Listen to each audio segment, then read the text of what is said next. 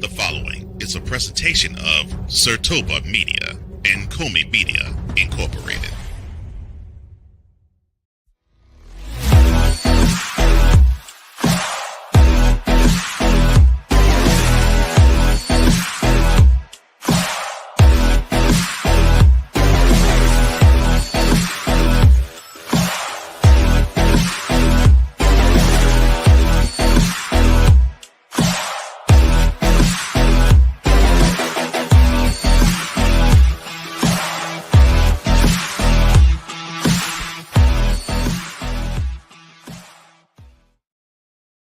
Browns quarterback Kenny Pickett believes that his year in Philadelphia showed him how it's supposed to be as an NFL starting quarterback. Do you believe he'll prove his words to be true? Exceptionally high demand crashes NFL London ticketing system. And New England Patriots head coach Mike Vrabel is very outspoken in his words for Stefon Diggs in his recent viral video. All that and more on episode 86. Total Football Talk.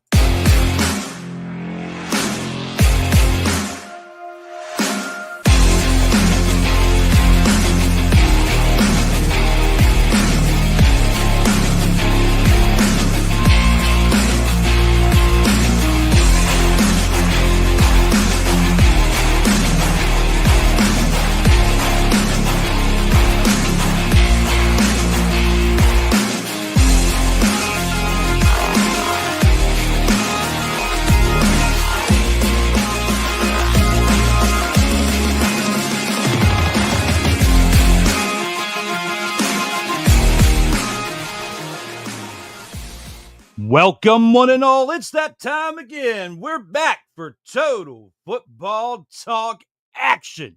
I'm your host, Drew Willingham, here solo this week. My co-host, Cole Johnson, is taking the week off. My heart goes out to him, condolences to him and his family for the loss of his grandmother, who lived to be 98 years old. It's absolutely remarkable. And it's great that he had the amount of time that he had with her. And, I remember what it was like losing my grandparents back in the day. And you just think about the flow of memories that come through, the good memories, the good times, the good cooking. And that's some things we talked about earlier, but we'll leave all that stuff to the side. But wishing, well wishes to my man Cole Johnson and his family right now, and hope to see him back here in the near future, next week or the week after, in the coming time. That he needs to grieve for, the loss of his grandmother, tough times. But my heart goes out with him and wishing him very well. We do have a very special guest today for hour number 2, and that's Ryan McCarthy will be here. But that'll be to discuss the CFL and NFL action. But for hour number 1 with me, we're going to discuss the UFL and Week 9 action that we just saw from this past weekend, as well as a preview for this upcoming weekend's action for the final week of UFL for Week 10. Ryan will be here. We'll be previewing CFL Week 1, which starts next week, and discussing some off-season stuff within the NFL during hour 2. So it will not just be me talking by myself today, thankfully. Started a little bit late today due to some personal reasons myself, but wanted to make sure we got episode 86 in here. And Ryan's definitely taking the time to be here with us today to discuss some great football stuff. So looking forward to that this afternoon. And Sick Diggy's in the house saying, what's good, everybody? Well, what's good with you there, Sick? All the way from Norway there, sir. And definitely rest in peace to Cole's grandmother, absolutely. And condolences to the family, says Sick Diggy. And shout to him. He'll absolutely love that. And I'll make sure I pass this on. He'll see this when he sees the episode as well. But right here and now, when it comes to episode 86, we have a lot to discuss here. Looking forward to discussing it with Ryan. Looking forward to discussing it with when Cole gets back, the things that he missed, and getting him caught up on what we discussed here with this episode and much more down the pike. Here we go with episode 86 as we are streaming right now. Let's go ahead and take this into the opening drive and discuss Week 9 action in the UFL. All right, let's go. We got trips right at 42, 989 on 2. Ready? Ready. Here with the Week 9 action. Let's go ahead and start it off with the first game that we're going to discuss. Pretty Dumpster Pelican-esque game, if you ask me. 30-12, Renegades absolutely mollywopped the Showboats in this game. Renegades improved to 4-5, and Cole and I were discussing it last week. If the Renegades and the Roughnecks, who were both 3-5 at that time, could win the next two games to end the season, that would be a great way to end it based on the troubles that they faced throughout this 2025 year. But for them to get to 4-5, one game away from hitting 500 with the last game of the year on the line, that's absolutely great to see. Now, can they do that with the upcoming week? We'll discuss that more. But this game right here with Week 9's action, the 30-12 game, was absolutely Dumpster Pelican-esque from the start. Because the first quarter, you had two punts by the Showboats as well as a punt by the Renegades. That's all the action was for the first quarter. For the second quarter, the Renegades got on the board with a field goal. The Showboats on the next drive would have a fumble just after 3 plays in. They'd have a total of 11 yards on that drive, but they would fumble that. And the Renegades would then take it in for a touchdown 3 plays later. The Showboats would answer, though, to make it a 9-6 game on a touchdown by failing to get the extra point, though. But they would only be down 9-6 with 2:09 left in the second quarter. The Renegades would answer with the field goal, followed by the field goal by the Showboats, which would make it a 12-9 game going into halftime. At halftime, it looked like a game, but in the next half, the Renegades would absolutely beat them down, as you would have a punt by the Showboats after they would have the first drive going into the second half. Then they would have a field goal as the other team would then punt it away as well, back to the Renegades would. It would be a tied-up game, 12-12, and that would be the closest we would see to the Showboats having a chance to win this game. After that, it was all Renegades. Renegades scored a touchdown on the next drive, and that would be a Luis Perez pass deep right for a 41-yard dart to good old Vaughns on the side for a 41-yard touchdown. And then a 2-point conversion would make this an absolute game that they would look back on and say, hey, we're winning 18-12. What are we going to do with this? Oh, we're just going to take another interception away from the Showboats and take it in for a touchdown on that next drive. They'd be up 24-12. After that, the Renegades would score one more touchdown later in the game with 3 minutes left, go up 30-12. Luis Perez, let's take a look at what he did in this game right here. 206 passing yards with 2 touchdowns. 2 touchdowns. You had Tyler Vaughns with that 41-yard dart that he caught for 8 receptions, 107 yards on the day and a touchdown. Deontay Burnett would have 4 receptions for 42 yards and a touchdown as well. The Renegades defense was definitely big for them on that day. They had 5 sacks with an interception by Donald Payne. E.J. Perry would have 89 passing yards, along with Dresser Wynn's 83 passing yards and an interception for the Showboats, would absolutely display how much they totally sucked on this day. Showboats running backs would total 42 rushing yards on 20 attempts with a touchdown by Jalen Jackson, the only touchdown for them on the day. Showboats defense would have 2 sacks on the day, but beyond that, they absolutely were terrible, the Showboats were. 30-12, they fall to 2-7. Last year, they were 1-8 at Week 9, so, I guess it's an improvement, but still, this year, they had 2 nice wins, but they've had 7 terrible losses, and that's how we end Week 9 for the Arlington Renegades. I voted this as the dumpster fire of the week, potentially. But we have another game that surpassed that. And we're going to go ahead and talk about that one here and now with the next game that we have. And for the next game that we have to talk about St. Louis Battlehawks and the San Antonio Brahmas. The beatdown that we saw in this game. This right here, I had voted as the dumpster fire of the week, because that's exactly what it was. When you watch this game, your head was absolutely on fire along with this dumpster. I expletive you not, okay? And you can fill in that expletive with whatever you want, but I expletive you not, okay? Right here and now. The St. Louis Battlehawks beat them 39-13 in this game. Max Duggan, 133 passing yards with a touchdown, along with Brandon Silver's 100 passing yards with a touchdown as well. Kayvon Latula's 8 carries for 66 yards with the touchdown on the ground were absolutely big for this Battlehawks team on this day. Jarvian Howard had 12 carries as well for 60 yards and a touchdown, along with Jakor Pearson, 6 receptions for 71 yards on the day, and Hakeem Butler, who's a former MVP of the league, still with the Battlehawks, have 5 receptions for 66 yards and a receiving touchdown. The Battlehawks defense only mustered up 1 sack, but they did have a fumble recovery and a touchdown by Micah Abraham. So their defense did show up on this day for them and helped keep it a 26-point contest as far as the deficit goes. But you have a team right here in the Battlehawks that has a new quarterback this year after A.J. McCarron pretty much retiring, giving up football, and they still are absolutely dominating. They're 7-2 as a result of this game, looking good going into the playoffs, and we'll talk about that more next week, but that is already set, and I may dive into that a little bit more towards the end of this episode, but the playoffs is already set even going into Week 10, but we're going to focus on Week 9 right now and then Week 10 upcoming for the preview. But for the Battlehawks, on both sides, they're clicking on offense and defense, and they had 2 quarterbacks that played that both had over 100 passing yards and each a passing touchdown. So it looked good on their end to have this happen on this day. But the Brahmas continue to suffer, and they are a team that went far last year to the UFL championship game. And now, on the other side of the following season, they're 1-8.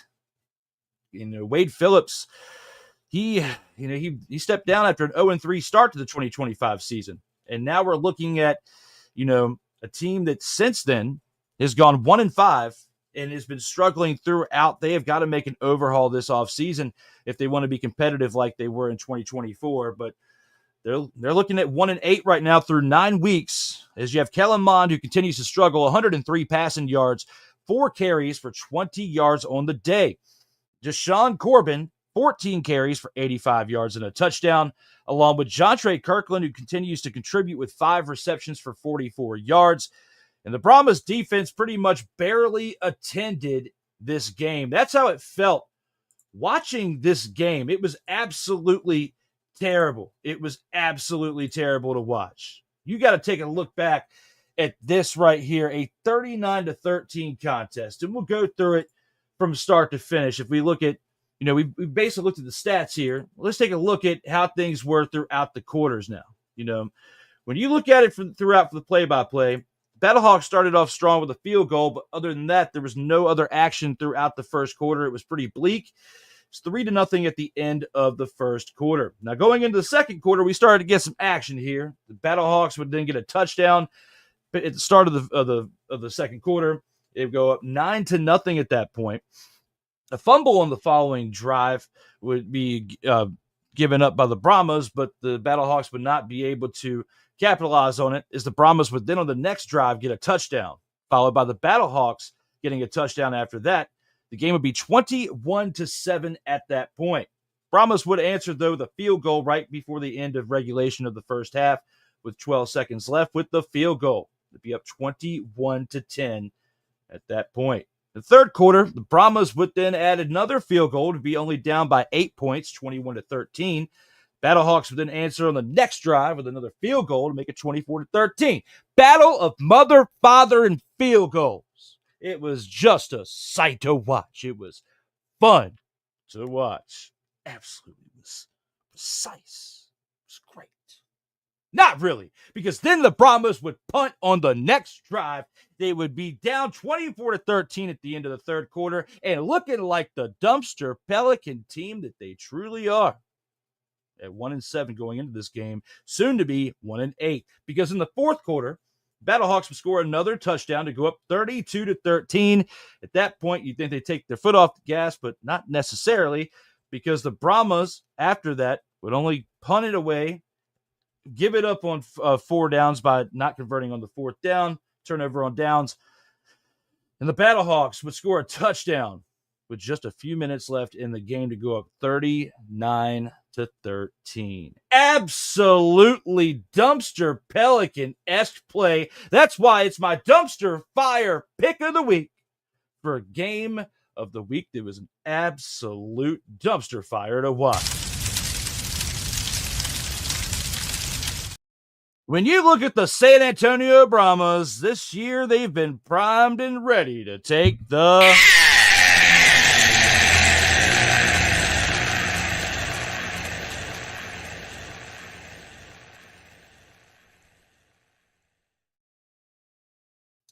I tell you what, it's a depressing sight to watch, but we only have one more week to watch this San Antonio Brahmas team absolutely stink it up out here in these streams. We got two more games to look at as we review this past week in UFL action. The next game that we have to take a look at is a game between a team that we thought would take a pretty easy win, or maybe it was going to be a competitive one because the other teams put up fight, but they gave us the upset. We got to go with our upset pick of the week right here for week 9. The DC Defenders losing to the Houston Roughnecks, who came into this game 3-5 with no playoffs to play for. DC Defenders already qualified for the playoffs, but I guess there was their mentality. They didn't want to get anybody hurt. And they sat Jordan Ta'amu down pretty early, but we'll talk more about that here in a minute. But between these two teams, it's why I have this as the upset of the week, because the Roughnecks, they have been a competitive team this year, but they weren't expected to come in here and take the win. And the DC Defenders were not necessarily expected to take the...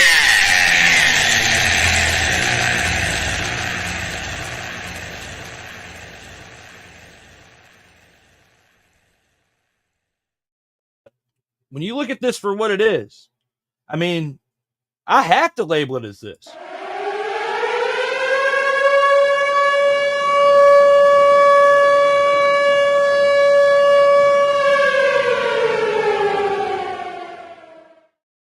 All right, my click of the button might have been a minute too late, but hey, I got it in there because it's the upset of the week right here for week 9 as the DC Defenders took the nasty...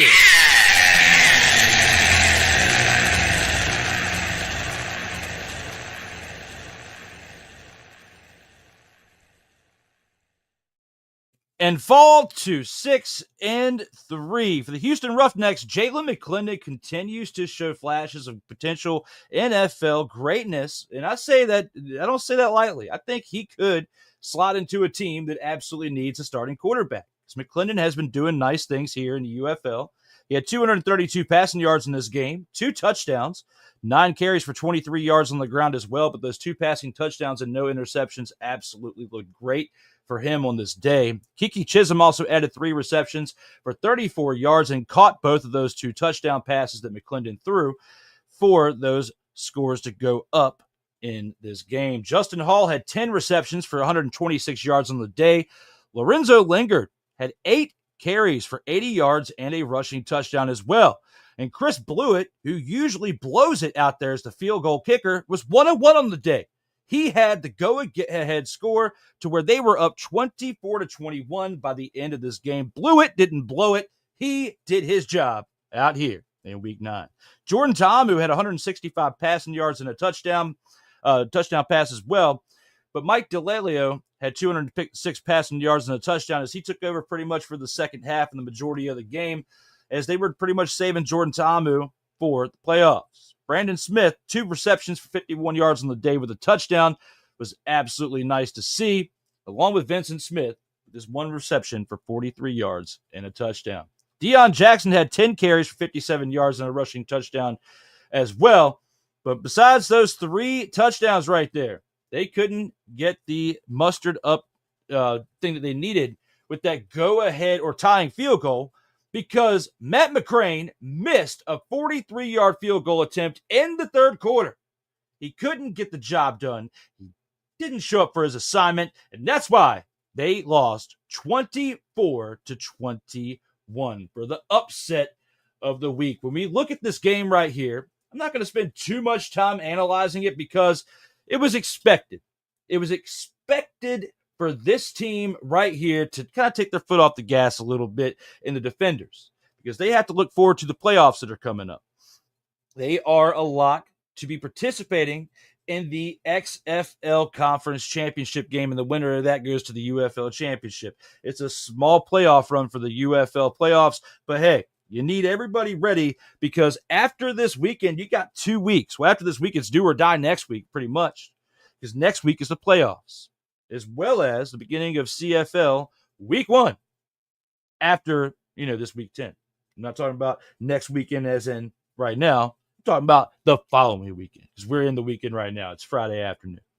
But right here and now, the DC Defenders, they can afford to lose the next regular season game or so too, because it's already set where they're going to be playing. It's already a lock. They just want to have everybody healthy. I don't blame them for taking their foot off the gas a little bit, but at the same time, you don't want to sit them too much because we've seen rusty teams go into playoff runs before in other leagues, and it didn't quite work out in their favor. Let's go ahead and see what comments we got out here. We got some from Sick Diggy out here in the live chat. It says there's go ahead and expand my screen here. My bad. There's always that one team in the league that inhabits the basement for that one season. In this case, it's the Memphis Showboats. Yes, the inhabits in the basement that season. And it is absolutely them and the San Antonio Brahmas. They absolutely are terrible today. They're bad. They are so bad. The regular season's end can't come soon enough for the Memphis Showboats. I mean, it can't. Neither them or the San Antonio Brahmas. It's looking pretty rough out here in these streams. We are live right now as I'll click the button right here so that way because we are streaming live for episode 86. So if you get your comments down there in the live chat, I will bring them up here on the screen, as I do have lots of things to discuss here within the world of the NFL and the CFL and the UFL today with you, as well as with our guest later on that I will have some more awesome graphics to click on when that individual is here. But right now, while it's just me, episode 86, bring in some things into the comment section, and I will bring them up here live on the screen. But with that being said, we've discussed the 3 games out of 4. We still have one more to go here for this Week 9 recap of the UFL action. And with that, we have to take it to a pick that you know, and I know, everybody else who's seen before and after knows, is the game of the week. And our game of the week pick that we have for this week is the Michigan Panthers, who were on the road to take on the Birmingham Stallions. They did lose 26-22. Both of these teams will face each other again in the playoffs, as they are guaranteed to face off one-on-one in the USFL conference game to decide who goes to the UFL championship game. And this was big because the winner of this game determined who had the home field advantage. And that will be the Birmingham Stallions here, who win this game 6-3. I mean, win this game, and they are both now 6-3 as a result of this game. So it definitely helped out their cause. Jamar Smith, MVP of the game, 307 passing yards with 2 touchdown passes as well. No turnovers, 7 carries for 30 yards on the ground as well. Larry Roundtree, the third, added 3 carries on the ground for only 21 yards, but 2 of those carries were for touchdowns, and they were in the red zone, which helped them out big time with getting those scores for this 26-22 contest. The Stallions defense added 2 sacks on the day.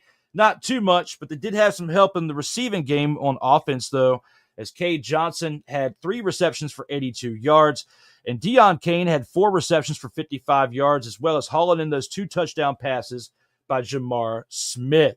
Danny Etling from the Michigan Panthers, though, 236 passing yards, 2 passing touchdowns, 3 carries on the ground for 15 yards, but he had no turnovers. So I look at that as a big win for them.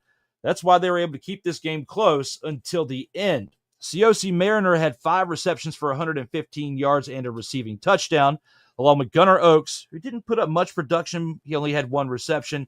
It was for only 6 yards, but it was for a receiving touchdown.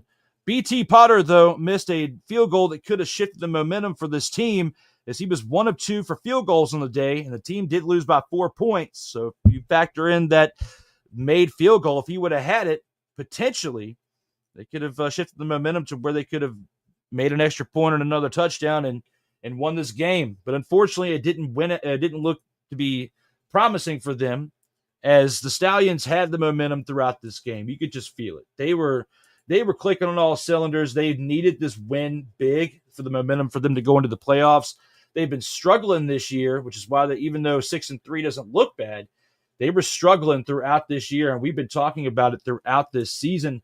They were lucky to get this win, in my opinion, based on the momentum that they had coming in. When you look at things from the play-by-play, things were looking pretty bleak in the first quarter because they couldn't get anything done on the ground until the second quarter when the Michigan Panthers would score to go up 7-0. By the end of the first half, it was only a 7-7 game as the Stallions would score with a few minutes left in the game, and they would have a tied-up game. It's like a 0-0 game pretty much going into halftime when you're only at a 7-7 contest. By the end of the third quarter, the Panthers would have the lead at 16-13, but they would give it up in the fourth quarter as they would go touchdown for touchdown for touchdown. The Stallions would outduel them there, and they would go up 26-22 with just a couple minutes left in the game and hold on to win this contest. And when you look at how things have gone for both teams this year, they've kind of both had their own bumps in the road. It's been kind of tough out there for both of these teams. They've done a decent job, but they've struggled at times. They've struggled at times big to keep the momentum shifted in their favor, which is why when they lost those 3 games, both of them, they're pretty big. And the third one that was big for the Panthers happened to be this one against this team known as the Stallions. I mean, looking at it for what it is, this could be a story for what we see again in the playoffs. Could the Stallions go for their 4th consecutive title and win it?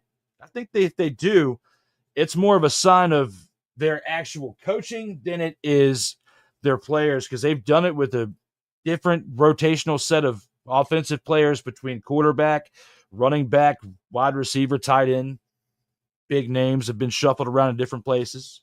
And for what it is, they've got a really good chance to make that happen. They made the playoffs, so they're in there. All they got to do is win one game, and they're back in the UFL championship game and could win their 2nd consecutive UFL championship after winning the last 2 USFL championship games that they had for that league before merging prior to the 2024 season.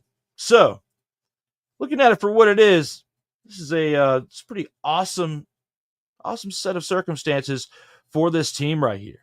And we now have week 10 to look forward to, which actually starts tonight at 8 o'clock on Fox. You got to look at the Battlehawks and the Defenders, which is a preview of next week of what we could see in the XFL championship game, because these 2 teams will face off.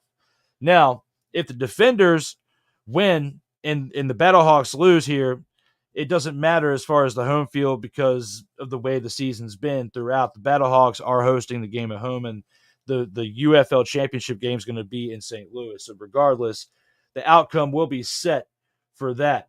But when it comes to the rest of what we got to look forward to for the UFL, that's the elimination of the teams after week 10. We will not have to see the teams like the Brahmas and the Showboats play anymore.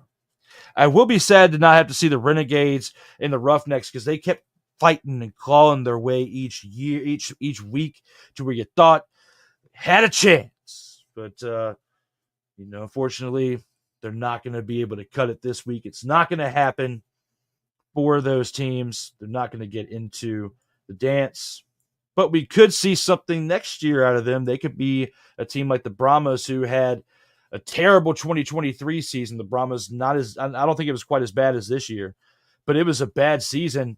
And they turned it around to where in 2024 they were in the UFL championship game. So anything can happen. I think the Roughnecks and the Renegades both have a bright future. The Renegades did have a bright spot at the top when they made it to the dance and won an XFL championship not too long ago. But with this current rendition, they got some more work to do behind the scenes for this upcoming 2026 season for next year. And we'll have to see what happens in the NFL, because all that does play a part in who we see on the field in the UFL as well. So, and CFL, which we'll talk more about here in a little bit when our guest, Mr. McCuffey, joins us, and we have a special intro to click, and I'm looking forward to clicking that one because it's been a while since I've been able to click that one. But before we get to all that, and before we preview Week 10 for the UFL when we come back, we have to do a few things. First of all, we got to get into who my pick for the week of Grand Champ of the Week is. Let's go ahead and take on into that one right now.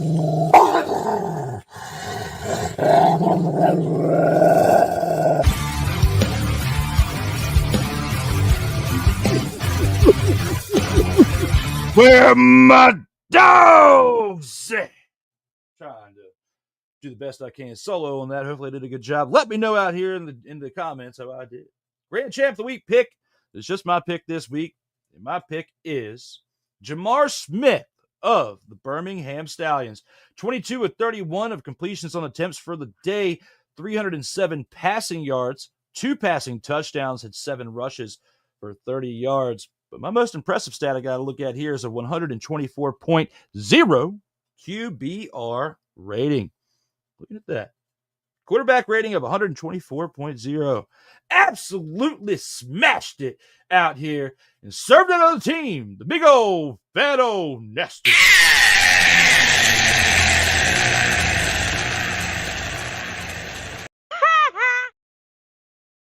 Absolutely. But not laughing at Jamar Smith because he absolutely crushed it. And to me, it was a total surprise, motherfucker.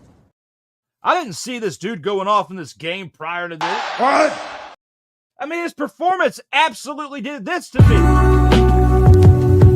Got me up. I mean, come on. I did not predict this was going to be a thing going into this game with good old Jamar Smith. I did not see it. I did not see it here in week 9. I couldn't predict it. Absolutely did like it, though. You like that? You like that? I did. Clicked it a little too late, but I did do that. And no, we're not off the rails. I'm just doing this with you right now. Let me talk to you. Talking to you with the fact my Grand Champ pick of the week is Jamar Smith. QBR rating of 124.0 QB rating. Very, very nice. Looking at those numbers, led his team to a victory over the Michigan Panthers 26-22 that we just talked about in the previous segment for our pick of the game of the week. And that's why I got to go with him as my selection for what he did in leadership throughout this game as a quarterback who hasn't really played much, who just came off the street a couple weeks ago to fill a void for this team, suffering injuries, getting ready to play a playoff run and try to go for a 4th consecutive championship. Jamar Smith helping out by not messing up with the flow, getting it done, as he is my pick for Grand Champ of the Week.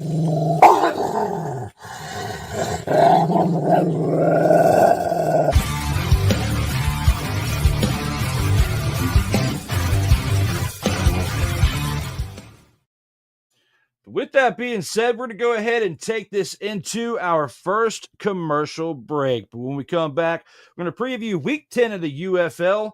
And then shortly after that, in about 25 minutes or so, we'll have Mr. McCoffey coming on in. 15, 20, 25 minutes or so. I got to look at my messages during the commercial break. But I will do that and get him on in here, as we will have hour 2 here shortly to discuss CFL action.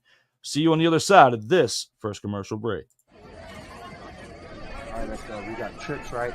At 42, 989. On 2, on 2, on 2. Ready? Ready.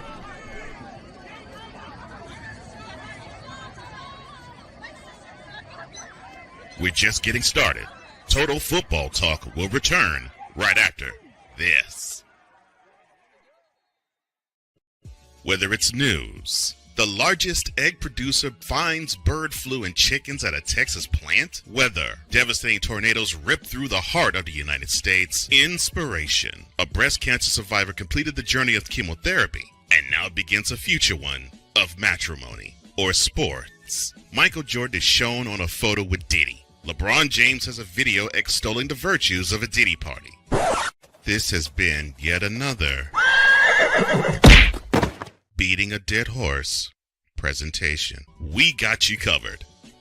BS3 Network, in association with Comey Media Incorporated, proudly present The Morning Shift with Cole Johnson. Live every weekday at 8 a.m. Eastern, 7 a.m. Central.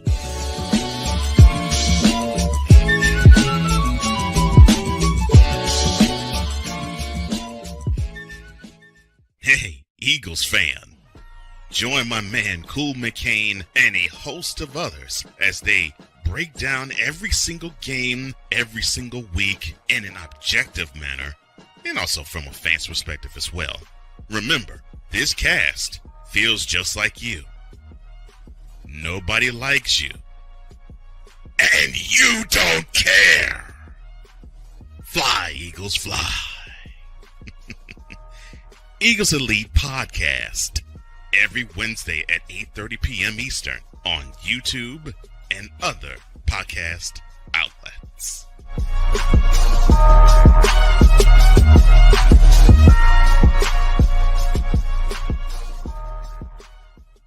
Everything Boston. I love you morons.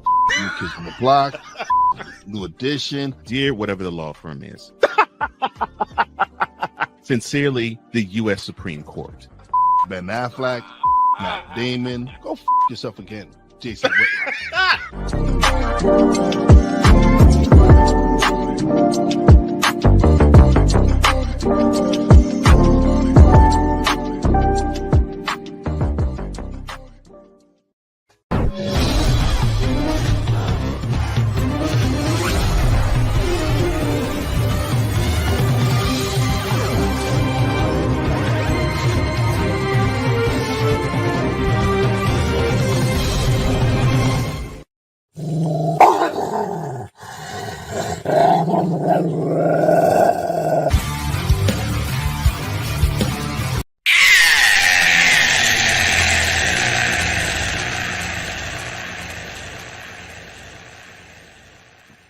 That's right. I took one because of the commercial break I clicked was the wrong one, but it's all good. It comes to having a little fun here for the solo edition of Total Football Talk, not extra, but episode 86. Here's Jason Kelce suggested creative way to decide the USA football team for the 2028 Olympics. I am your host, Drew Willingham, as experiencing a little bit of technical difficulties here, but I'm back. Got the graphics up on the screen. Everything's ready to rock out here, skate or die. Now, when it comes to this, we've got a bunch of things to discuss throughout this episode as we've already recapped UFL's Week 9. Let's go ahead and take it to UFL Week 10 and preview that for our next segment here and now. Hey. Who's giving them the business? Week 10 action. We got some things to click on now, right here. Is UFL Week 10 action. The St. Louis Battlehawks play the DC Defenders tonight, this Friday, 8 o'clock p.m. Eastern Time on Fox. That is the game of the week, potentially. We could see, as this could be two teams that absolutely duke it out the following week in the UFL playoffs for the XFL Conference Finals Championship. But tonight, on May 30th, 8 p.m. Eastern Time on Fox, St. Louis Battlehawks at 7-2 are on the road in D.C. to face the Defenders. The Defenders having a little bit of a slump, getting things tossed around recently as you look at what happened this past week in their loss to the Roughnecks. And it was a game that we didn't necessarily think was going to go down in that manner, but it did. And right here and now, when we look at this game, the St. Louis Battlehawks this Friday night, I think they have a really good chance with the momentum that they had to finish the season at 8-2 with the game on the road against the DC Defenders. DC's got to step up on the defense because they have struggled a little bit on offense, and defense has been giving up a decent amount of points, which is why they lost to the Roughnecks this past week. I got to say, right here and now, Battlehawks win this game. I think they win it very close to how the Defenders lost this past week. It's going to be a 3-point contest, but I see it as like a 28-25 game at the end of it. That's my prediction for this UFL Week 10 contest between the DC Defenders and the St. Louis Battlehawks. I don't want to predict the L for these teams because I like actually watching both of them play, but unfortunately, one of them has to take the loss, and I'm predicting it to be at least a local team for me in DC, and I'm saying they take it tonight. There's only one Saturday game this week. That's the Houston Roughnecks, who are 4-5 and on the road at the Michigan Panthers, who are 6-3 on this week. I mean, one game left in the year between these two. The Roughnecks do have the momentum, and the Panthers don't really have much to play for. I mean, they're already guaranteed to play in this next round of the playoffs. So I would say that they rest some talent, and the Roughnecks have a chance to finish this out, the 5-5 record at 500 to end the year. And I'm going to actually pick the upset, and that'll probably be our upset game of the week if that does happen. And I'm going to go with the Roughnecks pulling it out and keeping with their momentum and keeping it strong, taking the win here this week, improving to 5-5. Panthers fall to 6-4, but it'll be all good because they will play in the USFL conference game to decide who goes to the UFL championship. That's my prediction there. I think it's going to be based on the fact that the Panthers sit a bunch of talent to get them rested and be ready for a playoff run. They've won a championship. It's in their DNA to get this happen. They want to upset the team that's been winning the past 3 years the following week when they play in that USFL championship. The Stallions have won 3 straight. They want to knock them off, and that's what the Panthers intend to do. And I think they take it easy at home. They're not going to try to lose, but they're not going to try too hard to get the dub at the same time. Roughnecks improved to 5-5 after this Saturday upset as our only Saturday game of the week. Then we go into good old Sunday. There are 2 games this Sunday in the UFL. We have the Arlington Renegades who are on the road against the San Antonio Brahmas. The Renegades who are just like the Roughnecks at 4-5 and out of the playoffs, but they do have pride to play for and try to improve to 500 going on out of this 2025 season. The Renegades again 4-5 on the road at the San Antonio Brahmas who are 1-8. I don't predict the Brahmas to upset them and improve to 2-8, which that would be the upset of the week if it did happen. This game is on ABC at noon on Sunday. I do have the Renegades winning this game on the road, just like the Roughnecks improving to 5-5, having 2 500 teams to end the year out. I think it would be a success for the UFL if this happens. It would be bad for the Brahmas to be 1-9, but it would be better for the Renegades to be 5-5. I just think with the talent that they have, the Brahmas don't have much to play for. I mean, they maybe with pride, yes, to try to knock off a team to 4-6. That would be the upset next week, the ultimate upset if that did happen. But I do see the Brahmas taking another loss here. There's nothing that they have done throughout this past 9-game stretch that has proven to me that they are ready for competitive football of at least the minor league level at this time. They have been absolutely falling short with Kellen Mond, who needs a lot of work during the offseason, definitely with a quarterback coach on just how to react to just certain things within the game because he has struggled as a young quarterback.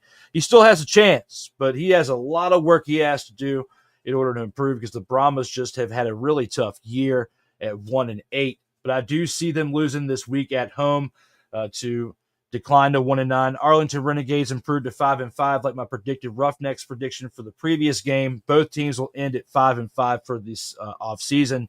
And I think that would be a huge success story for both teams. If this could happen, if the Roughnecks could finish at 5-5, and if the Renegades could too. With what both teams have gone through, what this league has gone through, with the shifting of players through the last offseason, balancing things out, still a very young league with new ownership, over the past few years, getting things going and players switching teams, and the way that it's ran is not like the NFL, but at the same time, it's ran for the betterment of the young talent or the older talent trying to find a gateway back into the NFL with good film to carry over from their experience in this league. That's the ultimate goal. But right here for the Brahmas, not much good film at all for them. Unfortunately, this year, if you were on this team, there's not many highlights. For the Renegades, there was. Luis Perez still getting it done for his team. And I feel like he will this week by improving to 5-5 and making things happen for this team against the Brahmas on the road at noon on Sunday. And that's my prediction for that one. For our final game of the week, for Week 10, let's discuss the 3 o'clock afternoon contest that will be on Fox. The Birmingham Stallions, who are 6-3 at this point, are on the road against the Memphis Showboats, who have been playing absolutely terrible as of late. 2-7 on the year. Keep in mind, the Memphis Showboats were also 1-9 or 1-8 at this point going into last year's Week 10 matchup as well. So they don't really have much to play for except for pride. The Birmingham Stallions don't really need to play all their starters because they are guaranteed to be in the USFL championship game the following week against the Michigan Panthers. And we could see them actually do something pretty cool and win 4 straight UFL 4 straight championships, USFL for the last 2 years and then the first 2 years of the UFL, but still 4 straight years of professional championship titles. Surviving COVID, doing that, from 2022 on, that's big from the time that these leagues came back into existence after COVID. I would have to say the Birmingham Stallions is kind of like the situation with the Panthers against the Roughnecks. They don't need to try hard to win, but because of the type of team that they're playing in the Memphis Showboats, I think the Stallions will do enough to win and try to continue to have some decent momentum going into that first round playoff that determines who goes to the UFL championship game. So Memphis Showboats fall to 2-8 on this season as a result of this game that will be Sunday at 3:00 p.m. Eastern time on Fox. That is my selection for this week. I've got the Defenders. I think I might have said Battlehawks earlier, improved to 8-2, but I just got a feeling that the Defenders are going to, now after talking about it in all these games, the momentum's going to be on the side of the Defenders to carry into the playoffs. I think they win this game. Both teams will finish the year at 7-3. My next game, the Roughnecks beat the Panthers to improve to 500, and the Panthers fall to 6-4. The Renegades improved to 500 with 5-5 wins on the season and losses, and the Brahmas fall to 1-9. As a result of the Renegades beating them. The Stallions will improve to 7-3 as a result of beating the Showboats, who will fall to 2-8. Again, Defenders over Battlehawks. They both have 7-3 record as a result of this game. The Roughnecks over Panthers improved to 500 as a result of that one as well. Renegades over Brahmas, who improved to 500, and the Brahmas fall to a league worst for the season, 1-9.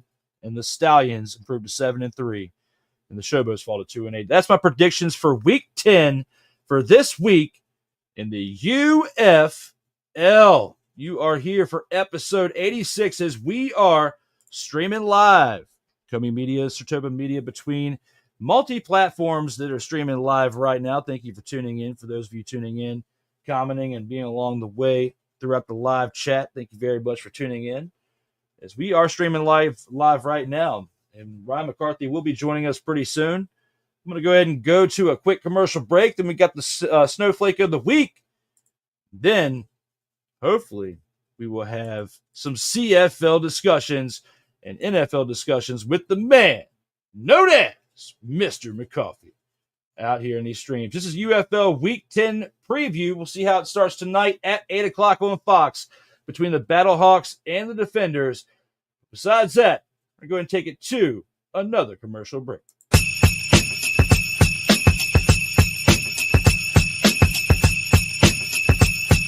Later, the post game. But coming up next, the 2-minute drill. This is Total Football Talk. Comey Media Incorporated. Creating content magic in the real world.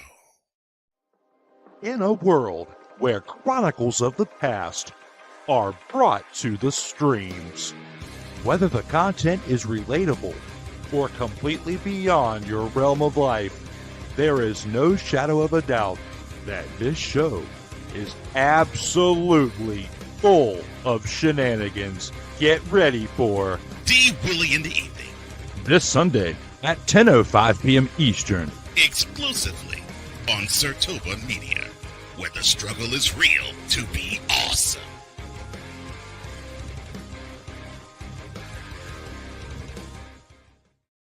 Hey, ladies and gentlemen. Hey, look. Hey, stop playing games. Y'all already know. Go ahead and toss him some Willie Bucks. Ain't nobody playing around. Hey, $ D Willie 87. Go ahead and hit him up on the Cash App and go ahead and give him some Willie Bucks. Look at Drew looking stoic, ladies and gentlemen. Stoic on that $10 bill. So go ahead, slide my man over some Willie Bucks, and we good. That's all I'm saying. We good. Come out some Willie Bucks. Sertoba Media, where the struggle is real to be awesome. Oh, yes. The tradition, the pageantry, the spectacle, the history, the slut. Wait. I gotta rep my brother's stuff right. All my DMV soldiers, stand up! And welcome to the Commander's Gridiron Report. If you want your commanders to be rep right, well, D. Willie is your man.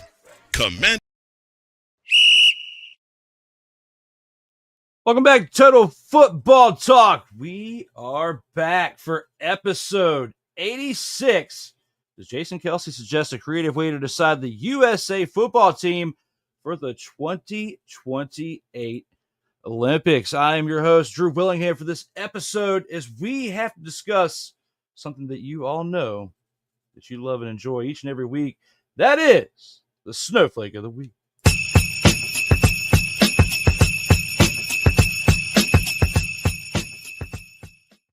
And here with the Snowflake of the Week is just my pick this week, but I do have, hopefully, a memorable one, as I'm going to cut the promo right here and now. Kellen Mond of the San Antonio Brahmas, 14 of 26 for completions out of attempts, 103 passing yards, no passing touchdowns.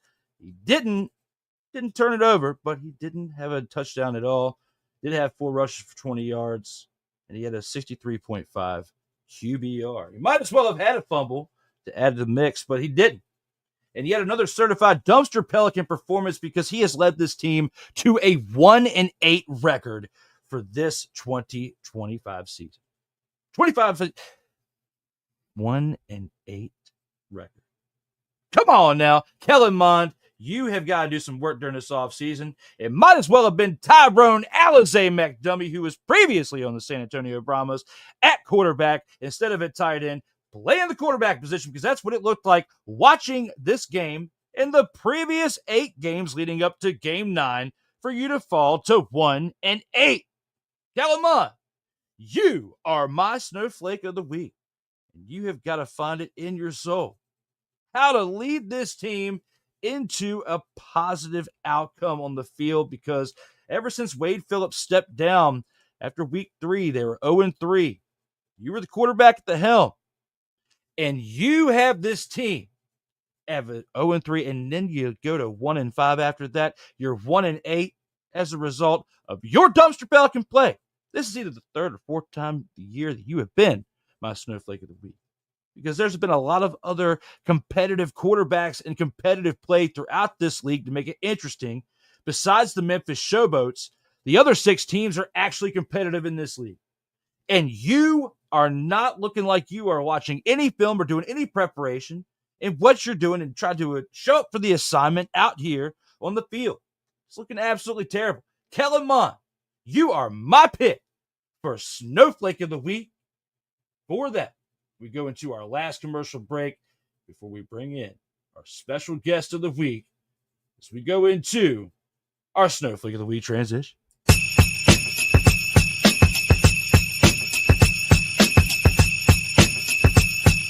Later, the post game. But coming up next, the 2-minute drill. This is Total Football Talk. Comey Media Incorporated. Creating content magic in the real world. In a world where chronicles of the past are brought to the streams, whether the content is relatable or completely beyond your realm of life, there is no shadow of a doubt that this show is absolutely full of shenanigans. Get ready for D. Willie in the evening. this Sunday at 10:05 p.m. Eastern. Exclusively on Sertoba Media, where the struggle is real to be awesome.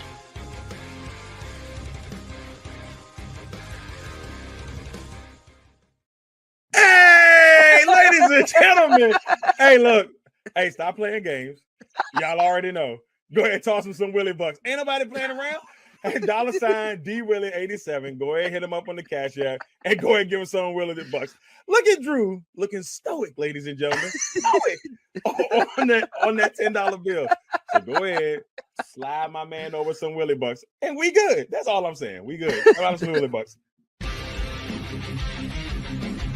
Sertoba Media, where the struggle is real to be awesome. Oh, yes. The tradition, the pageantry, the spectacle, the history, the slut. Wait. I gotta rep my brother's stuff right. All my DMV soldiers, stand up! And welcome to the Commander's Gridiron Report. If you want your Commanders to be repped right, well, D. Willie is your man. Commander's Gridiron Report. Every Tuesday at 1:05 p.m. Eastern, 12:05 a.m. Central on the Sertoba Media YouTube channel. Music by J. Cool. Where my soldiers, right side, commanders. Where my soldiers, left side,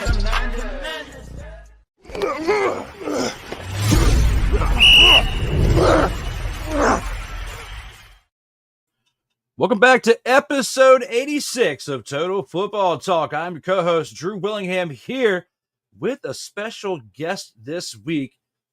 I'm going to pop back myself for a second as we're back from our commercial break. We have a lot to talk about today, and we have a special guest who is a recent graduate of an Ivy League school. Brewmaster out there in these streams, a man of all different trades out here, and he's been a special friend of the program to myself and Cole and many other ventures out here in this podcast and streams. And hopefully in the near future, I can try out one of his Brewmaster beverages out here in these streets at some point, but we'll have to see when it comes to that. We even got to give him a special intro. I do have to flip it over to the other side, to the extra side. Click on a special intro for our guy right here and now.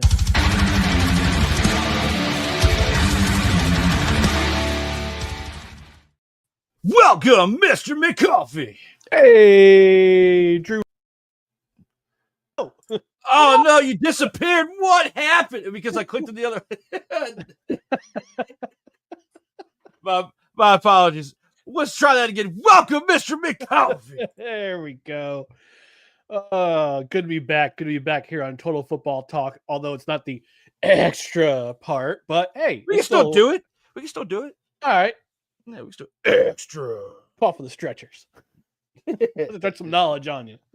I just have all of the stuff that we need for this episode in this setup right now, in this stream. So, but yes, when it comes to Total Football Talk, we have definitely had a lot to discuss on many different episodes. We're finally at episode 86. And, you know, we definitely appreciate you coming in and discussing CFL action for this week because you are the CFL expert and you taught me things, you know, throughout last season with us discussing it on this show as well as on the start of Extra, you know. But you mean like the fact that Columbus Day in America is in the United States of America is Thanksgiving in Canada? Yes, yes, I need to go back and find it. I don't need. Did I make a short out of that? I got to go back and see if I did. You may or may not have, but still, I remember the reaction. Just when I told you that, your head imploded, and it was magic. It was magic.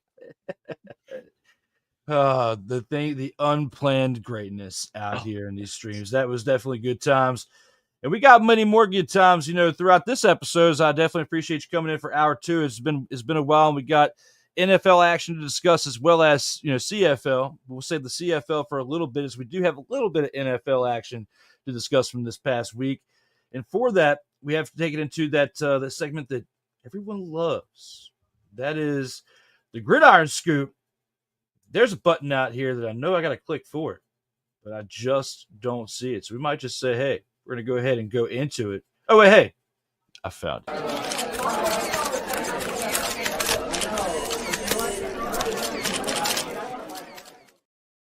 I was getting ready to sing an extra special song. It's the Gridiron Scoop.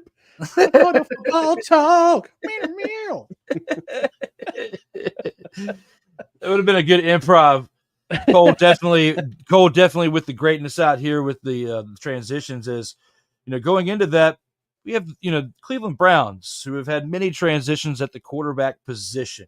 You know, the jersey with those names, has it run out of room yet?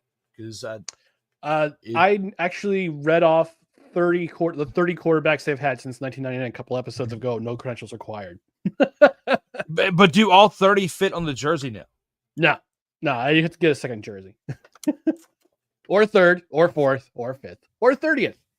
It was absolutely wild out there, man, to have that jersey in 30 different quarterbacks. I mean, the Commanders have had 11 different quarterbacks since the pandemic. So, including Jaden Daniels. So, with that being said, I understand the pain of a team like that having to go through so many different quarterbacks, because it's been rough, but not quite as bad as the Browns. But looking at that franchise, quarterback Kenny Pickett believes that his year in Philadelphia last year showed him how it's supposed to be a true leader of an NFL team, and believes that he can turn the Cleveland Browns around. Do you believe he will prove his words to be true? He has to prove it in training camp, and Kevin Stefanski, he has to basically convince Kevin Stefanski, who I think is on the hot seat this year.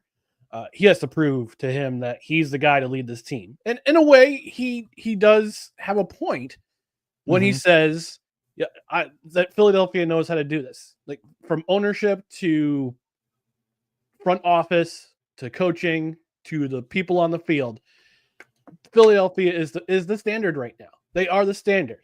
However, he got traded to Cleveland, who is the sub of the substandard. All right. Now, can he be the guy to lead this team this season? He's got to beat out 3 other guys. He's got to beat out Joe Flacco, who's in his second stint with Cleveland. He's got to beat out the 2 draft picks from this year, Dylan Gabriel and Shedeur Sanders. I don't think it's going to be a rookie leading this team. So it's going to be up to either Joe Flacco or Kenny Pickett. I mean, he could be the guy we see in week 1 in a Cleveland uniform. So, but he's got to be the guy who steps it up and proves it to Coach Stefanski that he can be the guy to lead this team this season. So far, throughout the rookie mini camps, the talk's been about Shedeur Sanders, and that 5th round pick and how everything happened with him slipping down the boards, all that stuff. But apparently he's been looking pretty good in rookie camp. Do you think that there's a really good chance that he can outduel Kenny Pickett? I'd look pretty good in minicamp too if I had no defenders on me. I'm just throwing patterns to wide receivers and running backs and tight ends with nobody defending them. Yeah, I'd look good too. 47-year-old out of shape, Ryan McCoffey. Looks pretty good. Throwing just a ball to on a go route. Come on. Hey, there's hype out there, man. There's hype. Yeah, great hype. Okay. That spiral in the ball. Yeah, I can throw a spiral too. Okay. So what? I can too, but I'm much out of shape in comparison to what good old Shedeur Sanders can do. But listen, round is a shape. So, I speak for myself, not for anybody else. Yeah, you roll around out there in the grass. True. It's true. But yes, I don't believe him. I don't believe he will even have the opportunity. I think Joe Flacco is going to be a quarterback in the starting position over Kenny Pickett by the start of the season. Like, if it comes down to that, if it's not one of the younger quarterbacks, and I don't think that they should throw the rookies out there because, look at the protection that Deshaun Watson had, even though there's a lot of conspiracy theories behind it, but at the same time, you don't want to see that happen to the quarterbacks you just brought in. You don't, whether they're the 3rd round pick or the 5th round pick, you don't want to see either one of them go down. So looking at it for what it is, I think you have Joe, and not to say Joe Flacco gets thrown to the wolves, but the team is not far removed from the success that they had 2 years ago with Joe Flacco coming in. And they responded well to him.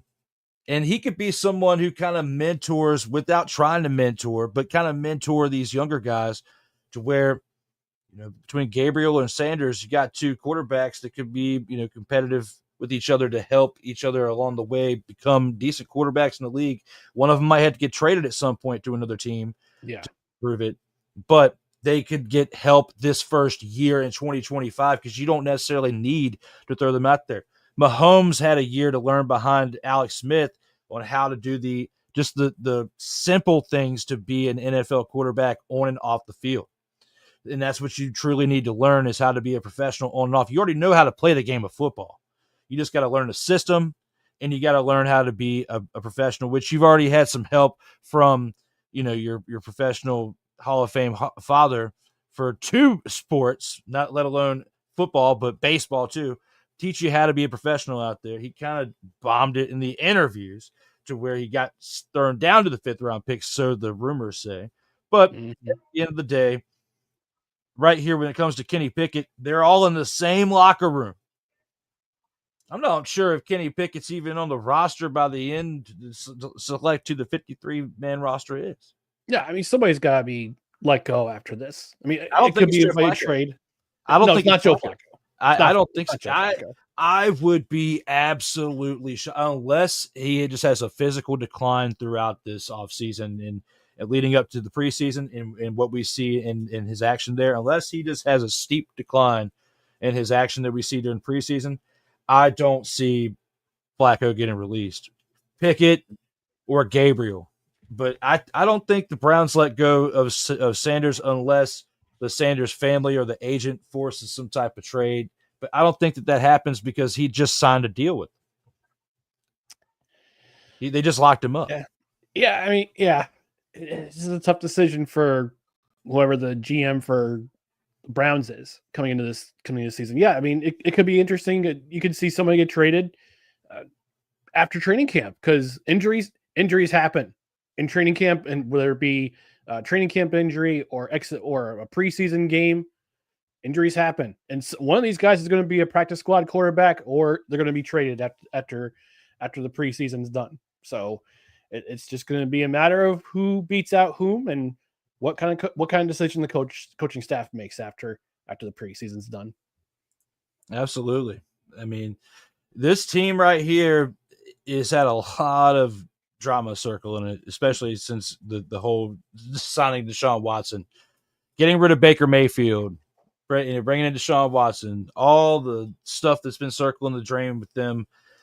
And you have an opportunity here to do something right. I just don't think that Kenny Pickett's words are true, which is why I had to bring this up, because I don't think he's going to have the opportunity to prove it in Cleveland. And if he doesn't have the opportunity to prove it in Cleveland, where else is he going to be able to prove it? New Orleans? New Orleans needs a quarterback, although their draft pick has been throwing the ball around. But again, you're throwing the ball around to not defense. You're throwing the ball around just to get used to the patterns of your receivers. That's what the optional practices are. Yeah, I mean, New Orleans could be an option. Las Vegas could be an option if Aaron O'Connell has a bad training camp and they need to bring in a fresh body. Who's a veteran? Kenny Pickett is considered. He's a veteran now. He's in his 3rd or 4th season. He's a veteran now.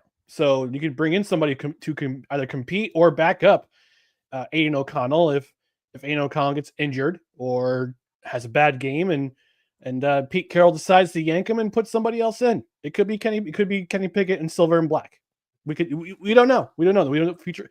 The most unpredictable thing about the future.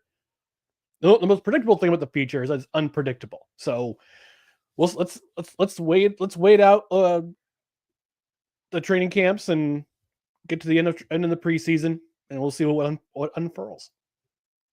It'd be interesting to see what happens. It definitely will, because I mean, Pickett's not going back to the Steelers. That's not happening. They already gave up on him once. It's not like when Mason Rudolph left. It's a totally different scenario. Rudolph fits in with the team as like a journeyman type of quarterback that knows his role, that he is not a guaranteed 17 game starter.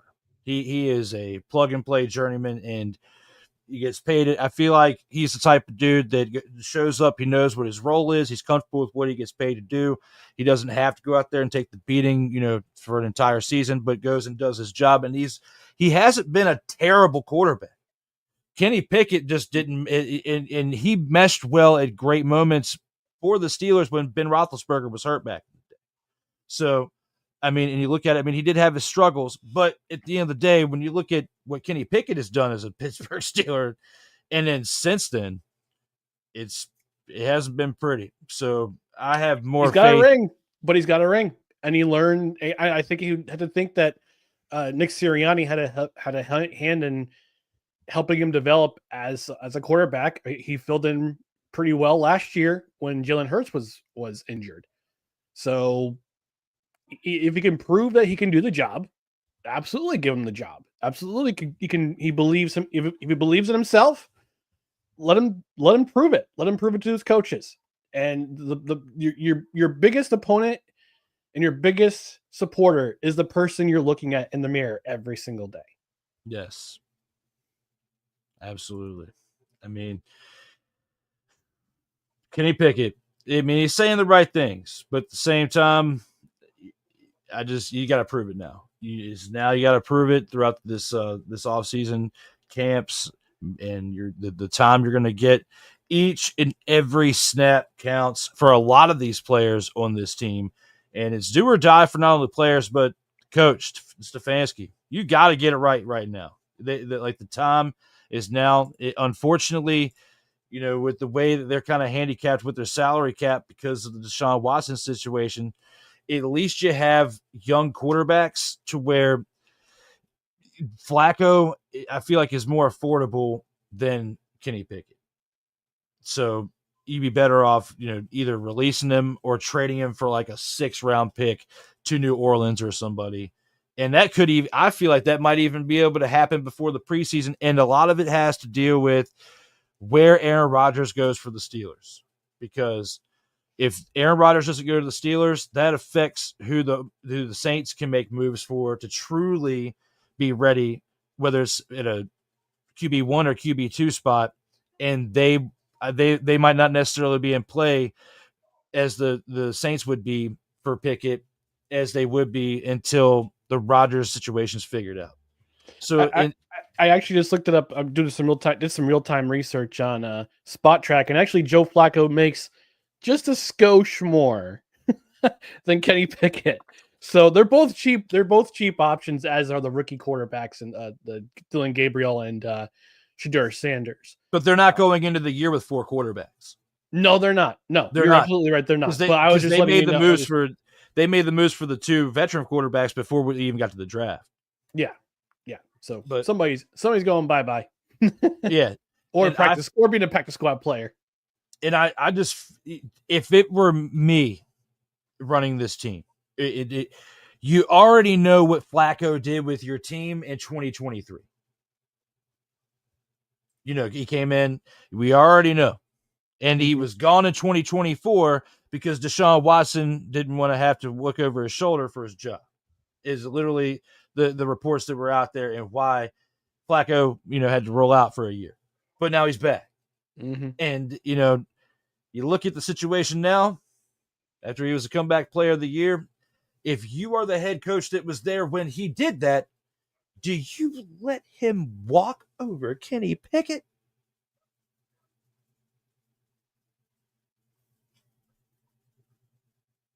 The silence is me shaking my head, audio people. I'm just saying, I'm out here just thinking, bruh, you have to keep Flacco the veteran leadership, and he's someone who's won a Super Bowl that you could have your rookie quarterbacks look up to.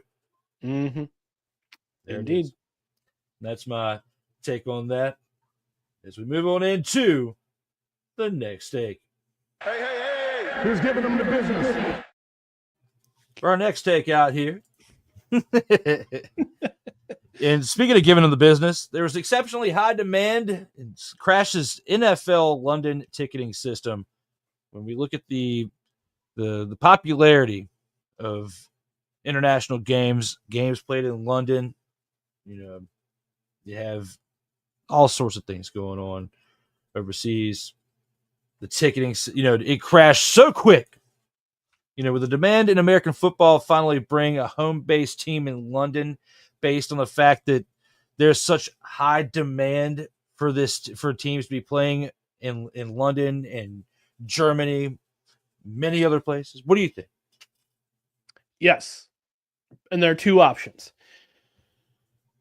Either there's going to be expansion again, or my favorite team, the New York Jets, will be moving operations from Florham Park, New Jersey, to London, England.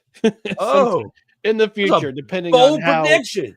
Well, I was saying it's a prediction, but think of it this way: one of the owners of the team, Woody Johnson, served as an ambassador to the UK in the first Trump administration, so he's got ties to all over the place when it comes to Britain, Great Britain, England, London especially. So they've already got stadiums. They've already got a stadium, Wembley Field or Wembley Stadium. It's already built in place to host a big attraction event. Numerous events, in fact. So, but it's just interesting that the Jets are playing a game in London this year, but it's not going to be at Wembley. It's going to be at Tottenham Hotspur Stadium, where they played the last couple times for the London game. So, you could very much see the London Jets. And in their history, they've never had their own stadium. They played at the Polo Grounds when they initially came when they were in the AFL. Then they moved to Shea Stadium. Then they moved to Giant Stadium. So they've never had a true home of their own. It just makes sense if the team falters in ticket sales and fans in New York, at least in New York, get restless, or New York, New Jersey area get restless, like we have been the last 15 years, going on 15 years. If ticket sales start to crash and Woody Johnson's saying, I can't operate here, why not look at London as a possible place to play in the future? But I don't see that happening, considering how big of a media market it is. You want two teams in the area to kind of compete with each other. So the biggest way I would think that London would get a team is if the NFL would expand by probably two more teams. One of them would definitely be London, and I can see one if they prove themselves worthy or they build a new stadium there, St. Louis. We've seen what the Battlehawks have done in the UFL. Popularity there is. I feel like when they have more people in their stadium that the other three combined have in the entire week. When you compare the entire total attendance.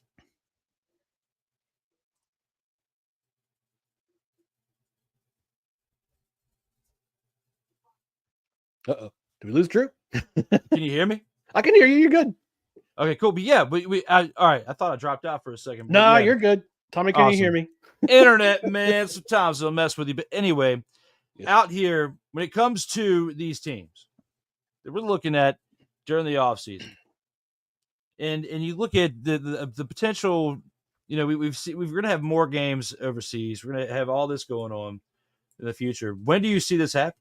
Do you see this happening by 2030? I can see it by 2030. Another team I thought of about who would possibly relocate are the Jacksonville Jaguars. But from what I think they have a stadium deal in place to replace their current stadium.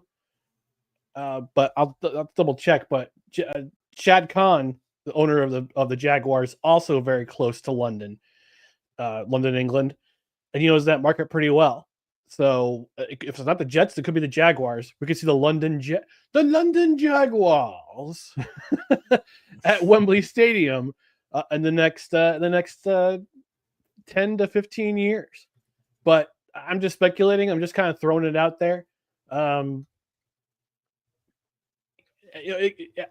I still think it's going to be have to be expansion. And I'm just looking at the Jacksonville Jaguar Stadium right now. They're actually renovating Everbank Stadium starting this year, and they expected to be completed by the start of 2028. So they got some sort of state renovation in place.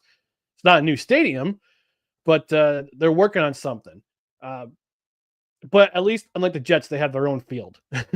So, but like I said, I don't think any football team is going to, I don't think anyone in the NFL is looking to relocate again with that whole mess with the Chargers and the the Rams moving back to Los Angeles, and I don't know. I think it's going to be expansion. We could see 2 more teams enter the mix with NFL.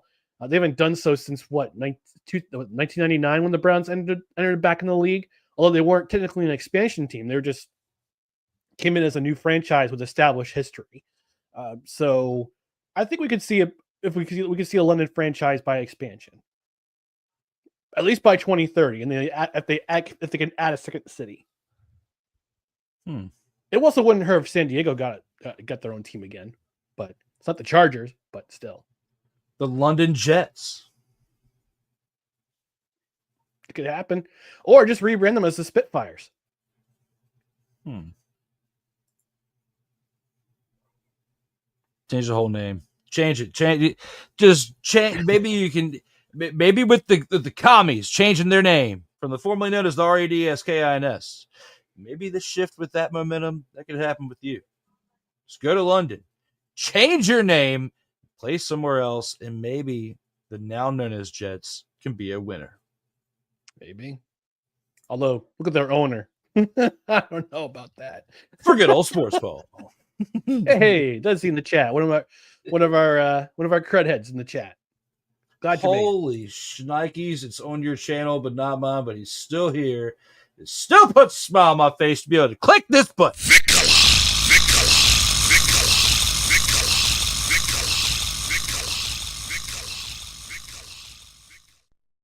Welcome back, Bicola. Being out here in these streets. What? I said, welcome back, Bicola. What? Was it? What's that? Welcome back. Yeah. Yeah. Unfortunately, Cola's not here this week, understandably so, but I will click this in his honor. Okay. Will not be mentioned in this broadcast for said reasons because he really doesn't have any news to talk about right now. Also, it's a football show. Come on. But I still find a way to talk about Okay. for at least 12 and a half seconds. There it is. That's what we did in this episode. But between the London ticketing system crashing, I would have to agree with you that it's at some point going to result in a team or two being relocated over there. And they're going to have to figure out all this international flight and traveling and make it work because it would be more beneficial and more profitable for the league to help keep things afloat into the future. If you really think about it, you're already testing the water with all these games anyway. And they're not exhibitions, they're actual real-time, weekly games that are played in, these other places that are having success in drawing numbers and selling out. And, you got to do it. You got to do it. That's my opinion. That's your opinion. That's what's going to happen. Now, a receiver that's been a diva for I can't wait to quite some time. All right. They just locked him up on a 3-year deal. Okay. 3-year extension, 3-year max extension for the New England Patriots. As head coach Mike Vrabel says, the team is aware of the recent viral video featuring Stefon Diggs. Do you believe that even though they're going to keep their heads above water right now, do you believe that this is the start, that this is the beginning of the end for him with this franchise? I just find it funny that he pulled a Prestige Worldwide during off-season training, workouts, going with the boats and hose. And what's that pink substance, my friend? What is that stuff? Is it Fun Dip? Is that what we're calling it now? Fun Dip? That I don't have a PhD in street stuff, so I don't know what that is, but I don't know what it is either. And I didn't go to school for that kind of stuff, but what I can at least say is it doesn't look good. Okay. And it doesn't look like something that you would be flashing around on a boat, on a yacht, whatever, and partying. in that type of setting in a group, if you're holding something like that, just from watching movies and stuff and just being privy to things like that in the culture, it's not like your ordinary standing around having a Michelob Ultra talking to the homies, talking to the ladies or whatever, drinking a glass of wine, whatever you're doing, taking a couple shots, whatever the case may be. Mixed drink, I don't care. But the point is you're out there and you have a pig substance on a boat. What in God's name is that? And the team now has to have this as a looming effect over there as what's going on off the field, because you got to be a professional on and off the field when it comes to this sport and game of football, and people have proven it in the past. Now, there has been worse as far as role models for what not to do, I guess, if that's the best way to put it. Role models for what not to do, Antonio Brown and others, on how to not behave as a superstar out there. We don't speak his name in the capital region of New York, FYI. Oh, yes, because of is it mainly because of his arena football ties? Mainly because of his association with the team formerly known as the Albany Empire that he sank into the ground. Yes. But that's neither here nor there. I still see that you feel some type of way for that, because the team was kicked out of the league and took the...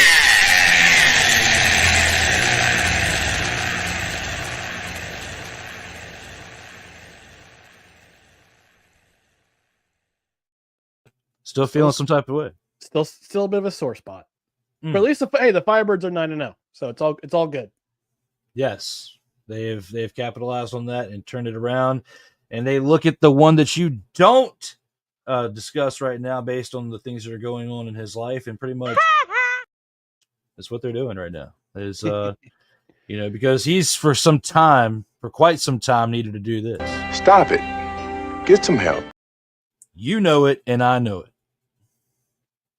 Absolutely. But getting back to Stefon Diggs, yeah, it's not a good look, and especially on a new team that you made the decision to cut ties with Houston. Which, look, if you were still on that team would be extra special dangerous this year with a healthy wide receiver core, with him and Tank Dell and those guys in the backfield mixing.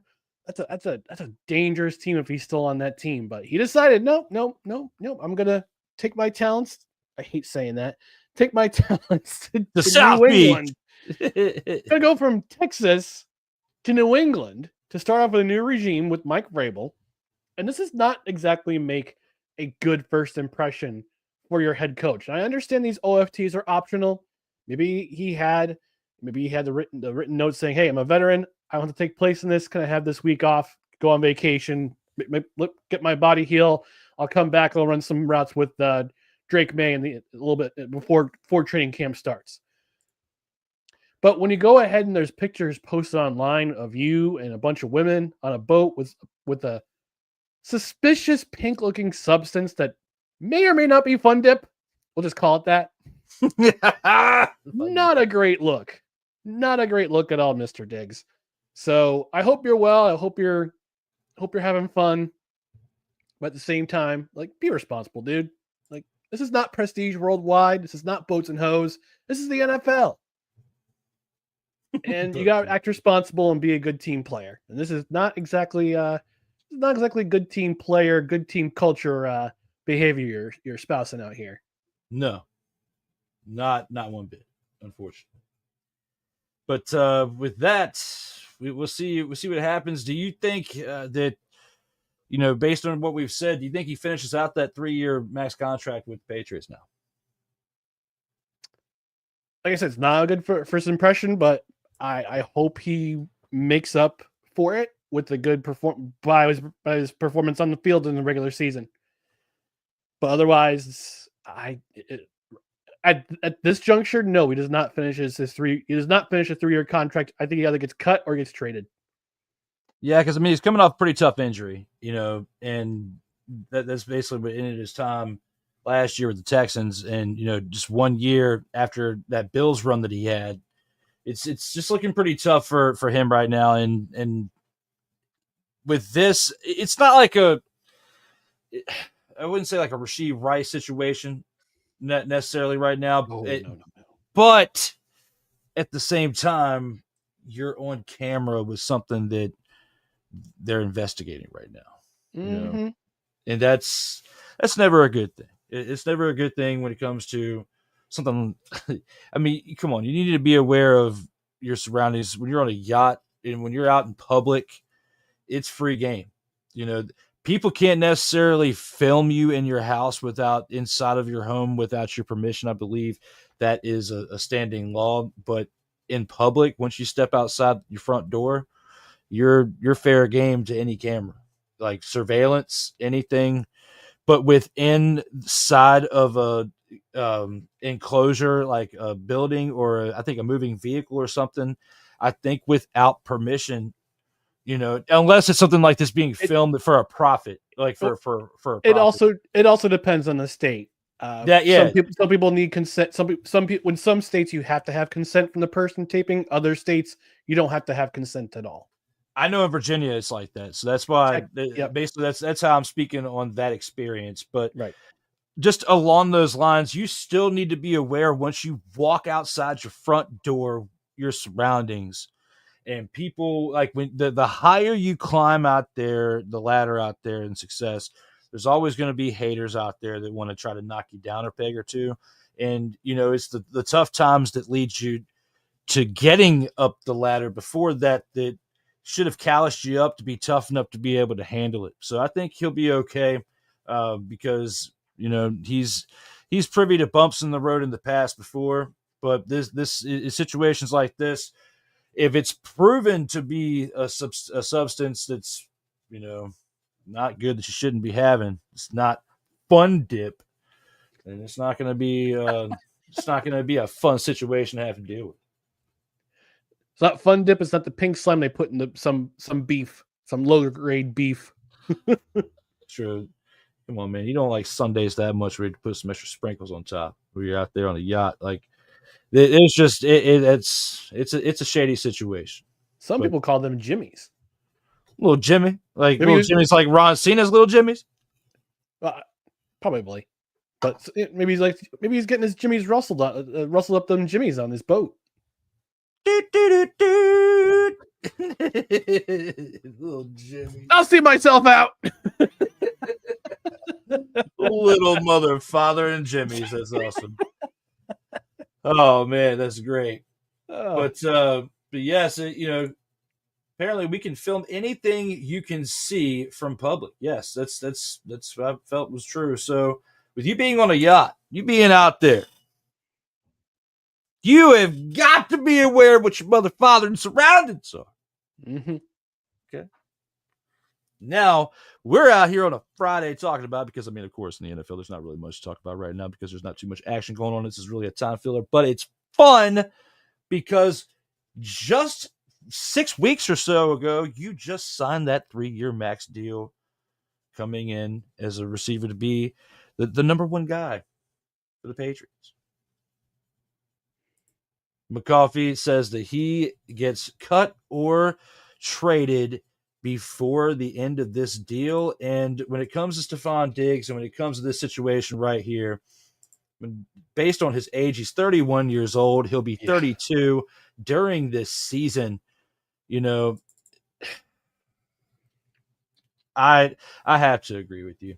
I have to agree with you. He's not going to finish his contract here. The 3-year, $69 million deal. It includes a $26 million guaranteed option, regardless if he's on the team or not. So regardless if they cut him, I think he's there in 2025. They get the year out of him. They're going to see what production they can get out of him. And then with the type of contract that he has, if he plays well, there will be a market for him during the next offseason. Mm-hmm. And that's where I think your prediction comes into fruition. It's going to be early on. I don't think it'll be by year 2. But, hey, we just saw a situation with Pickens. Yeah. Where they didn't want to pay him. And, well, now he's locked up the extension now. But looking at that, they didn't want to pay him over there in Pittsburgh. That's why they got DK Metcalf. So this could be the beginning of another situation where he's just a filler for the number one option to try to boost some more confidence in their quarterbacks that they have there, because we don't know if May's going to be the option or not. Not guaranteed at the moment. Nobody's at least on – it would be stupid enough to say here on May 30th who their number one guy is, who's a quarterback for – who's at the position for something that's a questionable spot right now, if you're somebody who's been in the position for 10 years or going on that with like Mahomes, Lamar Jackson, players who've been there for quite some time, you already know they're going to be the starting quarterback. Mm-hmm. But of course, you're not going to, at least you're not going to announce it right now when you don't even know if Aaron Rodgers is going to be playing NFL, in the NFL this year. So I've got a rant about. Not so much a rant about that, but I got some about closing thoughts about Aaron Rodgers. Well, the subject will be regarding Aaron Rodgers, not necessarily Aaron Rodgers himself. In closing thoughts, foreshadowing. I look forward to hearing that. We do have one more topic that we have to cover before we get to our CFL action. Before we do that, though, and that is we talk about the main topic of this show. So Jason Kelce. Hey. Who's giving them the business? And we even have a special graphic for that for the thumbnail, as Jason Kelce suggests a creative way to decide the USA football team for the 2028 Olympics. Looking at the debacle of, the teams out here between the NFL superstars and the flag football team that you have, there's, I guess, worried about their jobs, because they don't think that the NFL teams, the NFL superstars, should just be able to come in and take their spot. Well, if you look at how they played in this past Olympics, they're absolutely terrible. Charles Barkley would say that they are terrible. Acknowledge me. I'm acknowledging the fact that you were that terrible. I mean, it was not a surprise. Surprise, motherfucker. I even have the button. That's terrible. Right there. They were that terrible. Charles Barkley tells you straight up, and I'm telling you straight up right now, I just believe that they were just that bad in 2024. So you need to give it a shot to the 2028 Olympics to get the NFL superstars in there. I mean, what do you believe is the best solution for the current debacle surrounding this team with all that? So, if I remember correctly, there wasn't any flag football in Paris in 2024. I do remember the USA junior team. There was a university team of like D3 and D2 players who played for the World Championships and got beat by Japan in the semifinal. And I think they won bronze, but now when flag football was announced, the quarterback for USA football, I'm trying to remember his name here. I've got it in front of me. Daryl Doucette III came out and said, like, we've played flag football for the United States for X amount of years. We played for so long. And it would be terrible if, I wouldn't say terrible, but it would be, he said, we've been playing this for a long time and we feel like we're the best at it. We don't need other guys. This is a quote on SI.com. This team's actually won 2 flag football world championships. They've won gold. So if that's going to be the team you want, all right, let's see some new faces for football in the United States of America. Now, when the NFL came out and said, the NFLPA voted and said, we're granting our players to play. And this is actually great timing because it's right before training camp starts in 2028. The July, because the games are going to be in July in 2028 in Los Angeles. So perfect timing. You can get your conditioning in, so to speak, before you go to training camp for those who participate. But at the same time, you're taking a spot away from somebody who has actually played this flag football for years and has won gold medals in the championship games. To replace them with guys who, yes, they are well known. They're brand names. They're part of a brand, the NFL, who let's face it, it's the number one league in the world right now. And outside of soccer, it's the number one, the most recognizable league in the entire world right now. So you want your superstars to play in those Olympic Games and represent either their country of origin, like the United States, or the country where their heritage is based off. Like Kyler Murray, I think he's gone public and said, I want to play for South Korea in these games because I think his mother is South Korean, is a Korean descent. And I believe there's somebody else who said that they were interested in playing for Korea as well. I can't remember who it was, but at one time, I'm kind of conflicted on this one in terms of who represents the United States. On one hand, I want to see the guys who have won the world championships before. On the other hand, you want your best and your brightest from the sport that is number one in the world outside of soccer to be represented at those games, because football is expanding. It's growing it's growing in global growth, especially in Europe. We're seeing it in South America with the Sao Paulo First Friday games. You're going to play in Australia next year, a regular season game in Australia next year in 2026. So you want your players who are in the league to represent the league in those games. But I also feel for Daryl Doucette III. And I thought after he said he wanted to play in the Olympics, a lot of people are basing the NFL playing on one clip online of him throwing a terrible pass, a terrible backwards pass, which again, not necessarily his fault on that one. And I said, this guy should be playing instead of Patrick Mahomes or somebody else for the United States. You're basing the film on one pass, one clip you saw online. That was just a broken play. So Jason Kelce, I read the article. I'm going a little bit long here, Drew. I'm sorry if I'm going a little bit long. Oh, no, you're good. But yes, I think this is a great way, this creative way of saying, yeah, let's put the guys who are currently representing the United States in flag football right now, who have won world championships, against NFL players, and let's battle it out and see who the best team wins, and they go on to represent the United States in 2028. I think this is a brilliant idea. I like it. I like it too, and that's why I'm glad that we had this as a topic, and out of all the four for the Gridiron Scoop, you got fired up the most for it. I mean, take as much time as you need, because you gave a great insight, and I feel very similar to this when looking at this situation, because I mean the best way to decide competition, especially when selecting an all-star team, no matter what it is, representing a country, you need to have as many people show up to try out for it as possible.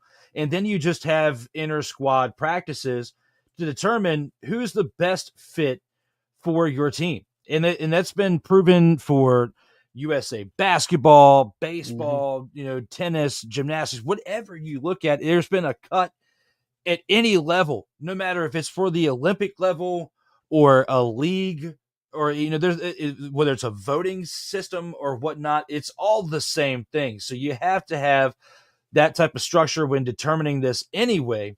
So the fact that in the 2028 Olympics, I misspoke earlier, but the fact in the 2028 Olympics, you have the option to either A, have current or retired NFL players. Mm-hmm. So who's to say Tom Brady's still not in shape enough to sling the rock for a week and a half, basically playing, it's not sand, but sand football, and slinging it around in flag football. He could do it. He'll be 50.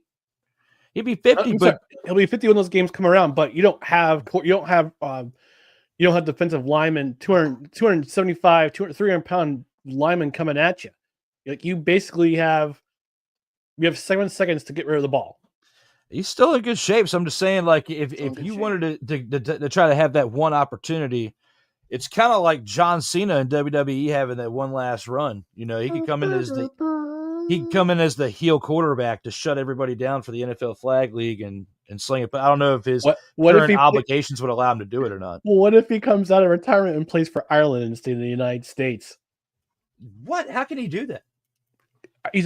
Brady's an Irish name. He's of Irish descent. You can represent a nation in the Olympics as long as you have either citizenship or you have descendancy from that nation. So technically, I could play, if I were to choose a sport, I could play for the United States, I could play for Ireland, or I could play for the Netherlands or Germany. Yeah. Interesting. Yeah. Very interesting. But no, definitely good takes on that with this right here. I think that the best way to do it, inter squad, scrimmages until you figure out who the best, I don't know how many they can take, whether it's 12 or 15 players or whatnot for the run. I do have to give credit to the NFL in this regard. The last couple of years, instead of the Pro Bowl, we now have the Pro Bowl games, which are like, this is stupid. I hate this. I don't like seeing this.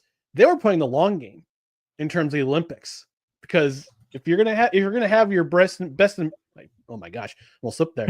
Your best and your brightest playing the game that you're representing. Yes, you want your NFL, you want your professional athletes, and I guess the Canadian Football League is also considering sending some of their players, whether it be active or retired, to the Olympic Games too. But yeah, I think, but like I said, give credit to credit's due for the NFL with the flag football replacing the actual Pro Bowl and the Pro Bowl games. Roger Goodell is playing the long game. Good for him. He sure is. And right here, I wonder how much of a kickback they get. Hella kickback. Funding. There has to be some type of funding option from this. That's the only way I could think of it. I mean, Melvin, it says breast in your body. You're welcome, Melvin. That's gonna be clipped. That's great. That's a clip. That's a clip right there. Breast and your brightest. Absolutely. But we never Mr. McCoffee's thoughts were in the moment. I'm just kidding. But anyway, right here and now, when it comes to this Olympic team, Jason Kelce, you have a great suggestion there, which is why we had to discuss it last, which is why it's the main topic of the show as far as the thumbnail goes. As Jason Kelce suggested this creative way to decide the USA football team for the 28 Olympics. And Mr. McCoffee and I agree out here in these streams. Now it's time to take it to the 2-minute drill and discuss this upcoming week in the CFL. I discussed earlier the UFL, as that starts up here in about an hour for this, but we're a week away from next week's CFL action for the week 1 preview, and it's time to give Mr. McCoffee's thoughts right here and now as we go into the 2-minute drill. The 2-minute drill button, I'm just going to go ahead and click this one.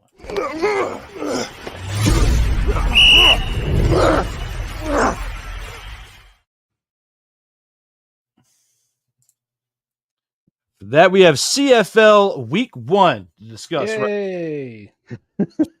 Games that you have looked forward to for quite some time to be able to discuss, because I know that, with everything you've been going on to become an Ivy League scholar, that you did not have time to really keep up with the UFL, and it's understandably so. So we saved the CFL action just for you right here now. But when it comes to that, the CFL, Ottawa Red Blacks, travel to my favorite team, the Saskatchewan Roughriders, next Thursday, June 5th, 9:30 p.m. Eastern Time. I'm guessing it's on TSN. You may have to correct me in this graphic right here. You're correct. But the Saskatchewan Roughriders are hosting another game, and they're back with CFL's Week 1 action against the Ottawa Red Blacks. Do you believe the Saskatchewan Roughriders will pull it off, Mr. McCoffee, and win this game this week? So I'm going to come at you with a mind-blowing fact again in terms of the CFL. Did you know that there actually was a team in Ottawa also named the Rough Riders before the Red Blacks? What years? They ceased operations in 1996, but let me look at the name when they started. Okay. 1876 to 1996. Holy expletive. Used to 120 years? Yep. 1876 to 1996. This is not a typo. This is real time. We are live for episode 86 right now of Total Football Talk. Mr. McCoffey bringing up a real-time stat. 120 years for a team known as the Rough Riders before the Saskatchewan Rough Riders. And they were the Ottawa Rough Riders. And before that, and now we have the Ottawa Red Blacks. So, yes, and the Saskatchewan Rough Riders weren't founded until 1910. Okay, so do you think... Wait, hang on. 1910. So you had two Rough Riders facing each other? Yes, you did. Hold on. You had in the same league the Ottawa Rough Riders and the Saskatchewan Rough Riders. Yes, you did. And they would compete against one another. Yes, they've actually competed against each other. They actually competed against each other in two Grey Cups, 1966 and 1976. Get the father out of here, man. Get the father out of here, man. What in the expletive? This is blowing my mind again, just like when we had facts last year. Yeah, that's right. We haven't even gotten 2 episodes of extra yet. Gee.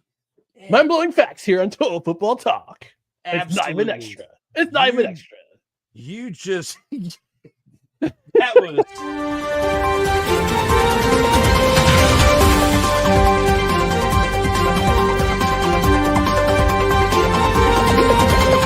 It wasn't really breaking news to any of you. It was to me, as that was a mind-blowing situation, which is why I felt like it was necessary to click the button at that time. But based on that, this is CFL Week 1 and the first game of the year. Who's winning and why? I think it's going to be your Saskatchewan Rough Riders, and I tell you why. It's Week 1. It's in Regina. It's Riderville. This team comes back. This team comes back, and they got a lot to prove again. They've been to the ball, so to speak, in the last couple seasons. They were runners up in the West Final against Winnipeg the last couple seasons, and I think this is the year that they figure they could, if they stay healthy, if everyone stays healthy on offense, especially at quarterback. Trevor Harris looking at you. Trevor Harris, looking at you. Also, AJ Ouellette is back. He's healthy. He's actually dropped some weight. Corey Mace told him in the offseason, stop lifting so much weights. You're big enough as it is. We need you to be fast. So he's dropped. I think he's dropped about 20 pounds, if I'm not mistaken. But he's still a guy who can get at it. All right.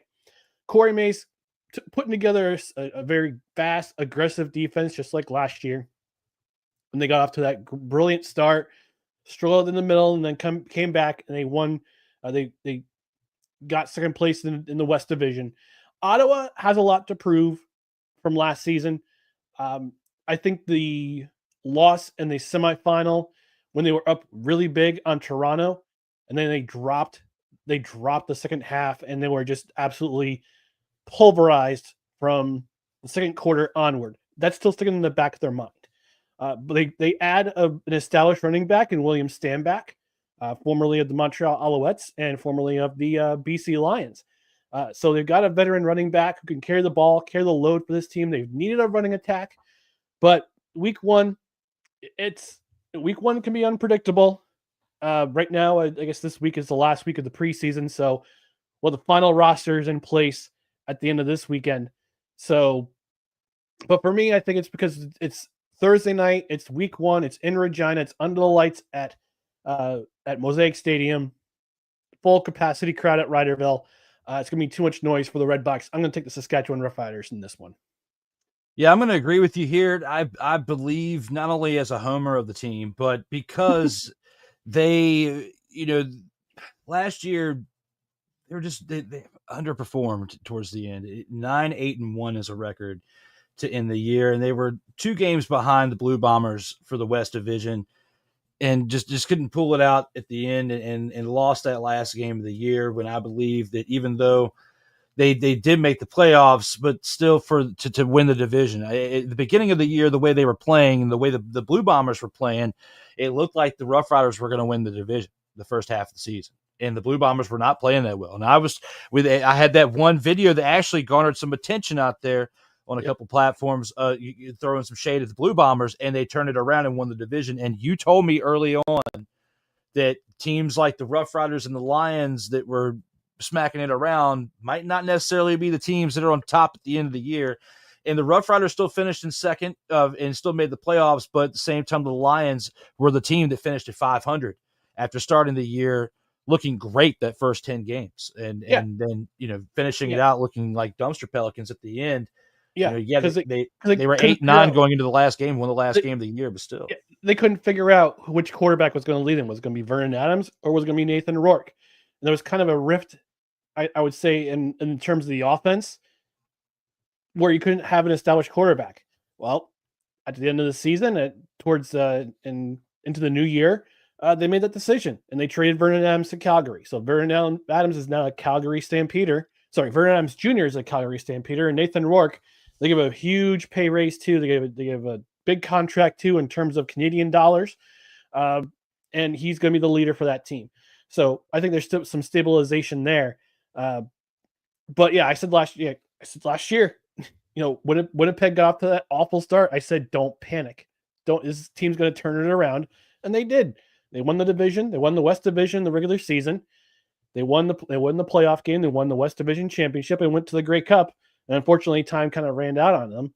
And they faced a very hot Toronto Argonauts team.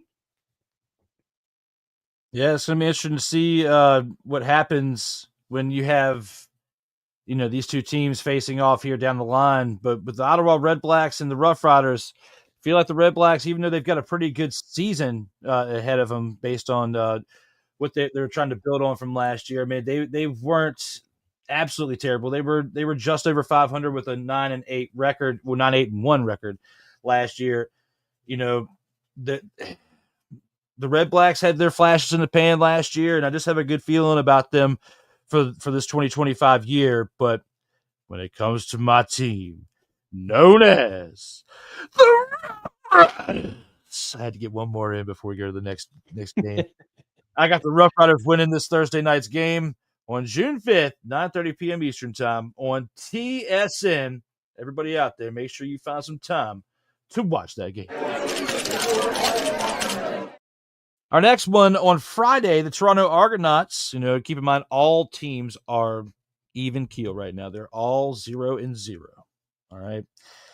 Toronto Argonauts 0-0 against the 0-0 Montreal Alouettes. This Friday, the only Friday game, TSN, 7 p.m. Eastern time, this upcoming Friday. Mr. McCoffey, what are your thoughts on this game? Who wins and what? It's a rematch of the East Final from last season. And Montreal, things have changed in Montreal. The quarterback has changed. Davis Alexander is now the quarterback at the helm. Hello. Davis Alexander is now the quarterback at the helm with the Montreal Alouettes. Toronto Argonauts right now, it's kind of right now, Chad Kelly is still working on that broken ankle that he broke as a devastating injury in the East Final last year on the turf at McGill Stadium. Nick Arbuckle is going to be the likely guy who will start on Friday. Or it could be Cameron Dukes. We don't know. This is a good matchup. I know for me, it's my Montreal Alouettes, who are my team. They're playing the team that beat them in the East Final last year. Toronto riding that momentum all the way to the Winter Grey Cup. Actually, I'm going to take Toronto in this one. I think Toronto, they return a lot from their core from last year's team. They believed in Nick Arbuckle, who got them that championship, was the MVP of that Grey Cup game. But you got to watch out for Montreal. Tyson Philpott is back in the lineup after missing most of last year with a foot injury. So he'll be a guy to watch for the Alouettes. But I think Toronto, look at their season started nicely with a win away in Montreal.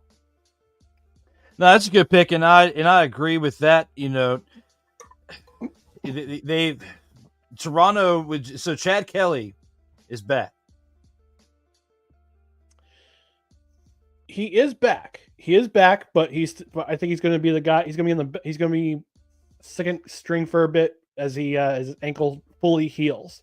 Because last year, if you saw in the East Final when he broke his ankle, that was not pretty. It was not pretty. It was pretty bad.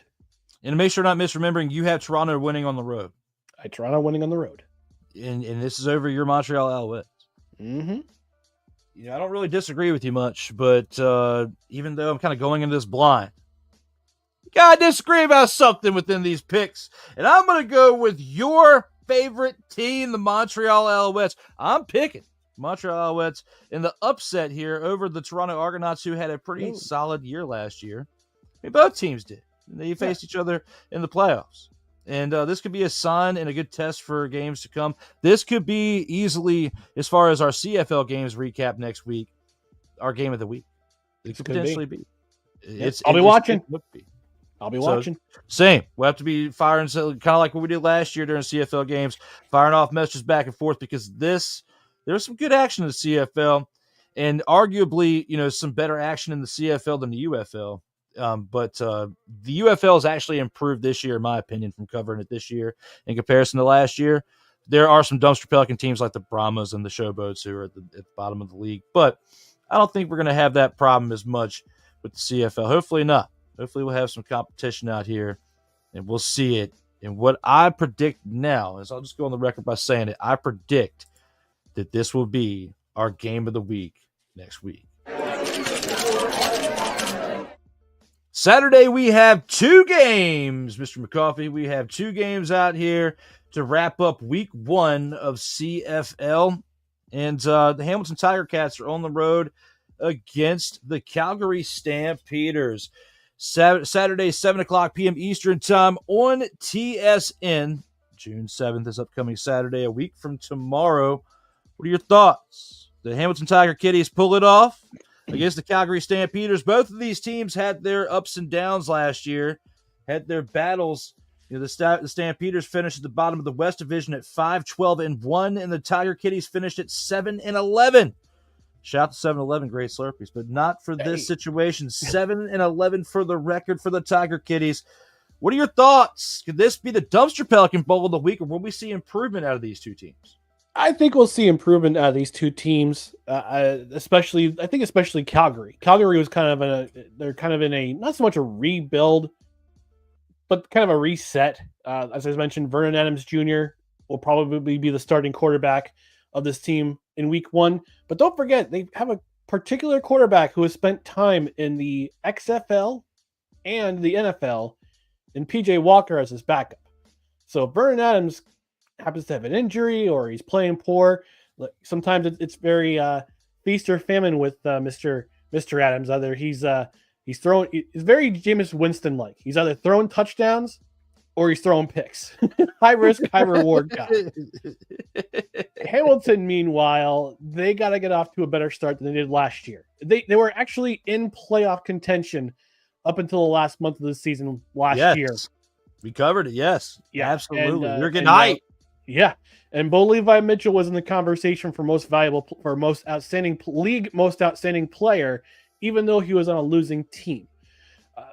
Hamilton's got to get off to a fast start if they want to compete in that East Division. I think the East Division is pretty wide open, in my opinion.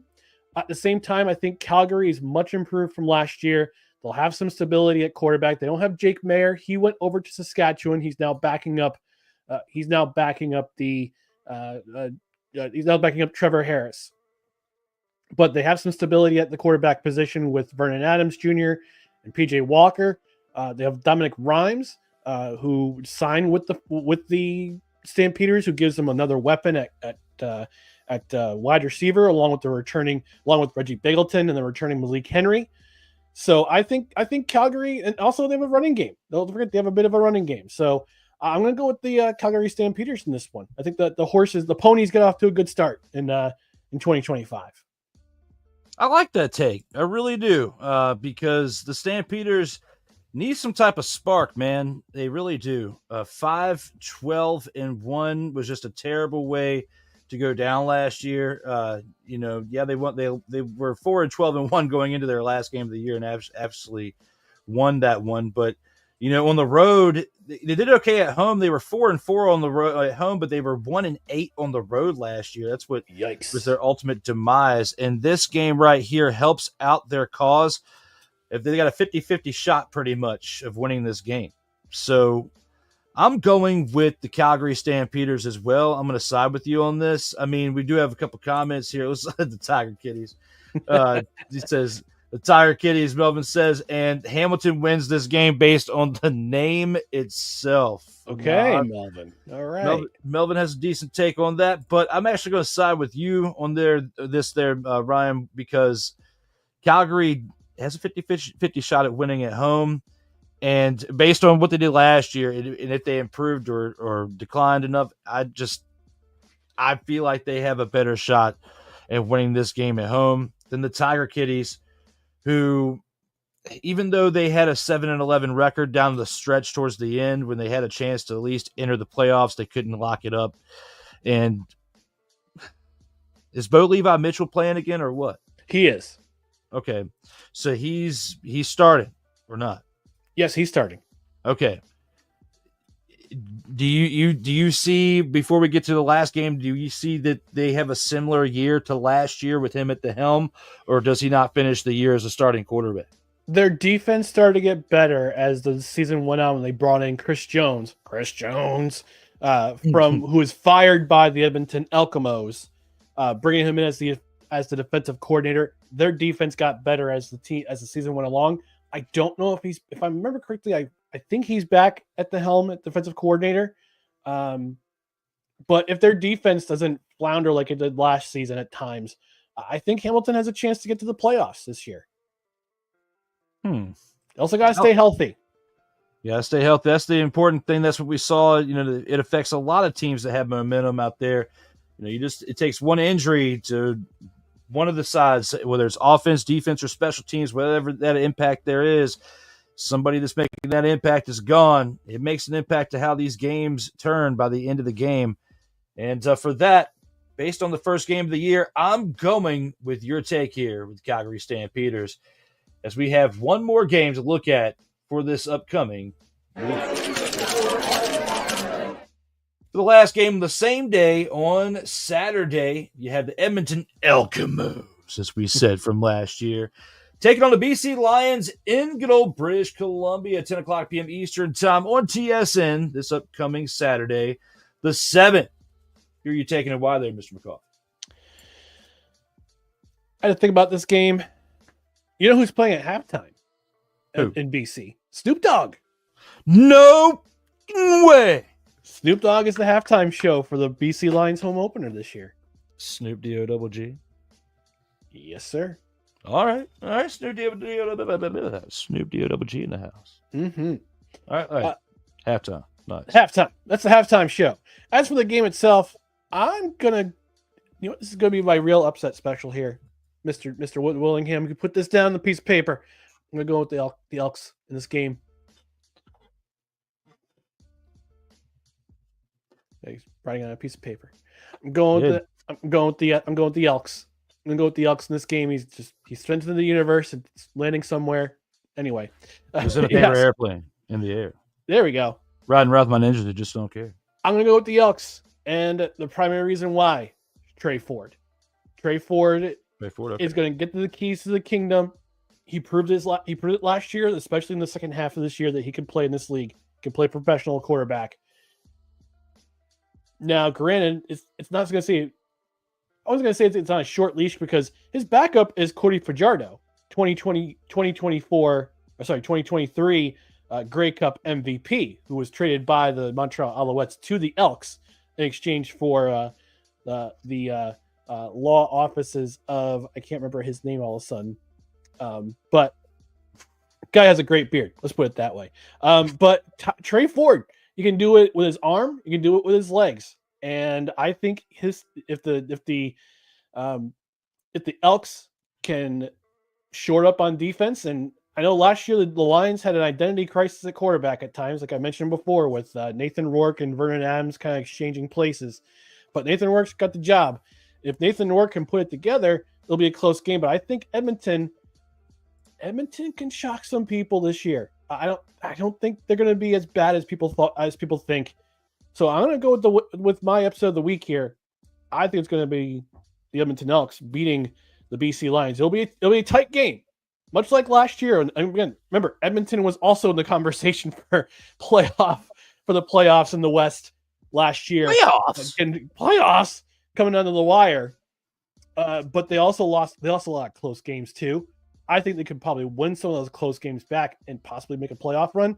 But it starts in week 1, and it's going to be in front of a capacity crowd at BC Place. But I think the Elks can take week 1. That's what I'm going to go with. Yeah, I like that take with the Edmonton Elkimos. I mean, I'll say his name right, Cody Fajardo. There you go. Fajardo, like I was saying for half of the season last year. You corrected me like 6 times, and I just kept saying it. Just kept sliding in there. But yeah, it's Cody Fajardo, out there getting it done. Edmonton Elkimos time. And they need to start this off on a hot streak because, last year, very similar to the Tiger Kitties, 7-11 record. Now, they weren't necessarily dead last in the league, but they're also 4th in a league in a division of 5. Okay. Yeah. Because there's 9 teams in the CFL league, which makes it different there's a lot more buys that you have to account for. And the fact that you're 4 out of 5, it still makes you kind of like in the territory of the Tiger Kitties. So with that being said, you have a lot more to prove, and you need this win right here. I'm going with the Edmonton Elks winning this game as we look at our 4th game of the week that rounds out our first week in CFL action, with the Winnipeg Blue Bombers having the first bye here for week 1. What is your take on the Blue Bombers going into week 2, with their bye week? Do you think that this team is going to be a competitive team when we come back and discuss them next week? I think they still will be. Zach Collaros is back. He's healthy. Brady Oliveira is back. He's healthy. I think this is going to be the last couple. This is going to be the 1 or 2 years that you're going to see this team that has been together for such a long time. This might be the last run. They've been to 5 consecutive Grey Cups, and they've won 2 of them. They lost the last 3, but this is the tail end of what was going to be one of the great runs in the modern history of the CFL. I think their outlook is good. I think they win the West. They won't win it by that much, but this team is good enough, and Mike O'Shea is a very good coach. Is a very good guy who could scout talent and put the right players on the field. So I think their outlook is good for this season. Like I said, it's the last of I think they're on the tail end of their run here, and I think they want to make the most of it, especially with the Grey Cup being in Winnipeg this season. They want to win in front of their home fans, probably as a last hurrah before guys retire or they go elsewhere. So I think the Blue Bombers' chances are very good this year of winning another Western Division title. Solid take with them, and it'll be interesting to see how they can come back after having the first week off. As so many weeks in the CFL. It's 21 weeks, right? Yep. Yeah, 21. And the amount of buys that these teams get, and each and every week, it'd be interesting. But you wouldn't have so many bye weeks if you had a 10th team. Come on.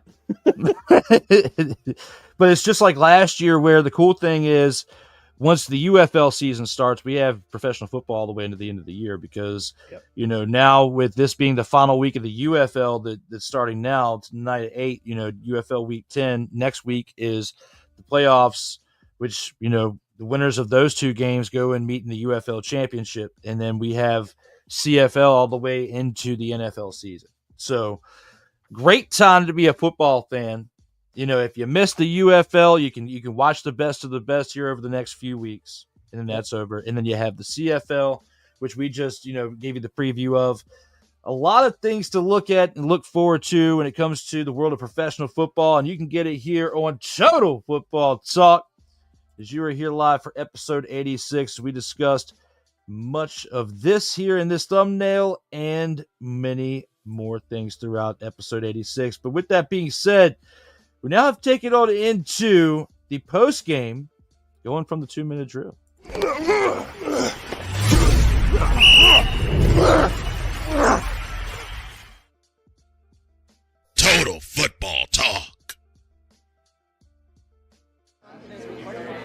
as long as you want. I went to go buy one yesterday, but I wasn't able to look at tomorrow at like. Oh, that's great. So I love it. actually, I was getting to I hope it actually is recording.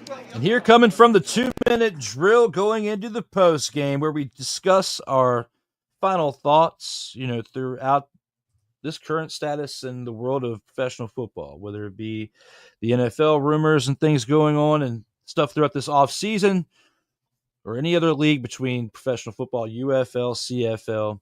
Mr. McCoffey, the floor is yours. The time is now. Not the last time is now like John Cena. Because there's many more times for us to have here on this program and much more. And thank you again for taking your time out of your day and night to be here for our hour two. Look forward to it again. But with here and now, what is your take for the post game? R-Truth, man. I feel bad for that guy. Ron Childhood Cena. hero. Childhood hero, man. Beating the crap out of him.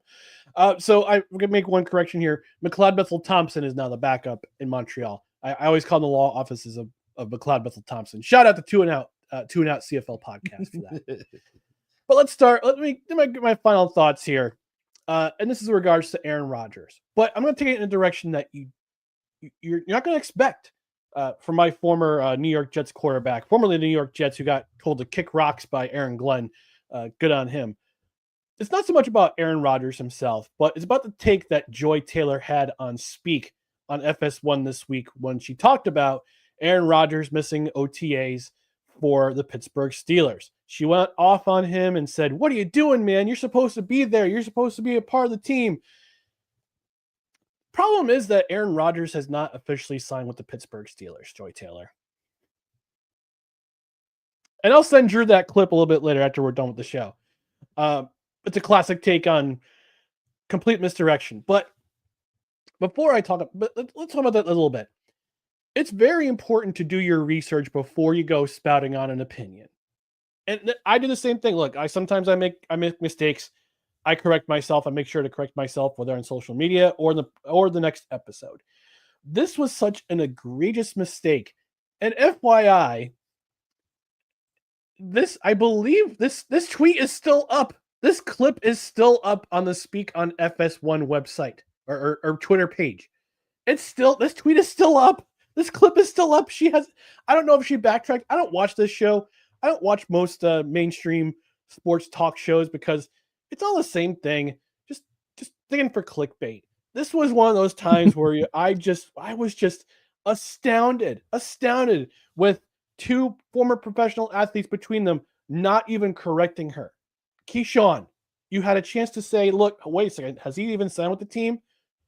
And the other guy, I can't remember who also is on Speak. He's a former pro athlete. I can't remember his name. I can't. Neither one of them. What's that? Sid, I can't either. I'm trying to play myself. Neither one of them in that clip corrected her. So either they don't like her and they won't want her to be on the show anymore, or they just said, you know what? Or the producer got in their ears and said, don't correct her. This is going to be a classic. Or, look, Joy Taylor, do the research, okay? Know the fact that Aaron Rodgers has not signed with anyone in this offseason. He's off somewhere, either on his darkness retreat, or he's in Egypt, or he's in California sitting on a beach trying to figure out what his future is, whether he has a future in the NFL this year. Do the research, get it right the first time before you spout an opinion, before you spout bad opinions on the air. And by the way, Speak, that clip is still up. You might want to take that down. Although I still have it on my phone. So what clip is this? This was on Tuesday's edition of Speak. Oh, you're talking about taking that clip down. Uh-huh. Okay. Yeah, she isn't there still a scandal going on with her right now? Yes, there is, but we'll talk off air about it. Okay. Yes. For reasons understandably so. But I was wondering as such. But great take with that, especially involving a situation that there's been so much drama manifested about for not only this offseason, but the past couple off seasons. Okay. the king of drama himself. And then we got other drama that's dealing with something else that we have talked about off there. It's just manifested into one big old stinking pile.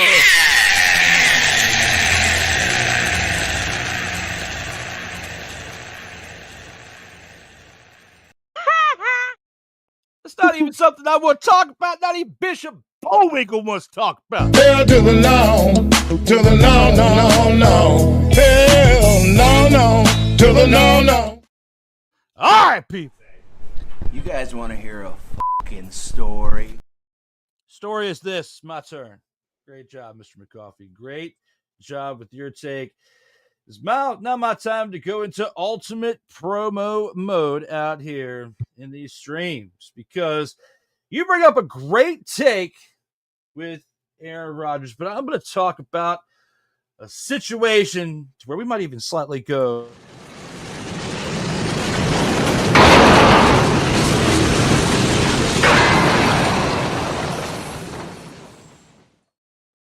But then when I have the opportunity to click some buttons, sometimes is that a total surprise, motherfucker? No, it's not. It's not surprise. But I have the opportunity to do this. Oh, my brother, testify. You'll testify about some things out here in the world of professional football. That's what we're going to do. Comes this right here, right now. UFL is about to come to a close. We previewed the Week 10 action that starts here in 29 minutes. The final games of the regular season. And then we're going to have some great championship football after that. Then we've got the CFL action, what Mr. McCoffey was great enough to come in here and discuss about for hour two, along with the latest in topics of the NFL. That's what we've had to discuss here and there. And thank you again to him for coming in here and discussing that with myself. Oh, my brother, testify. Missing my brother Cole Johnson today, and again, my heart goes out to him. Condolences out to him, and we discussed that there at the beginning of the show, and looking forward to seeing him again soon and continuing discussing with him, just things in life outside of just talking about this show. The great thing about the projects that we do out here, and including with Ryan being here, we're all brothers out here in these streams. We've known each other for quite some time, but we discuss things outside of what we're even talking about here, in the green room, just life. So being able to show up here and do this for my brother Cole today, and to be able to still do this and not just have him as the executive producer per se doing everything, but, kind of co-producing it along with him, and, all these graphics and stuff I make. But it's nice to be able to slide in, and work with the transitions that he's made, because there's a lot of these buttons out here for the transitions that I clicked that Cole has made some great stuff and great content with when it comes to the intro and the outro and all these different things we click on. And it's still nice to be able to slide in and out and to be able to share this platform known as Total Football Talk and share it with you, the people out here that make it interesting between multi-platforms, whether you're watching it live or if you're watching it, in the replay, whether it be on X, which X, I wish you would stop charging us to use the streaming service on there, but we'll talk about that another time. This is football action.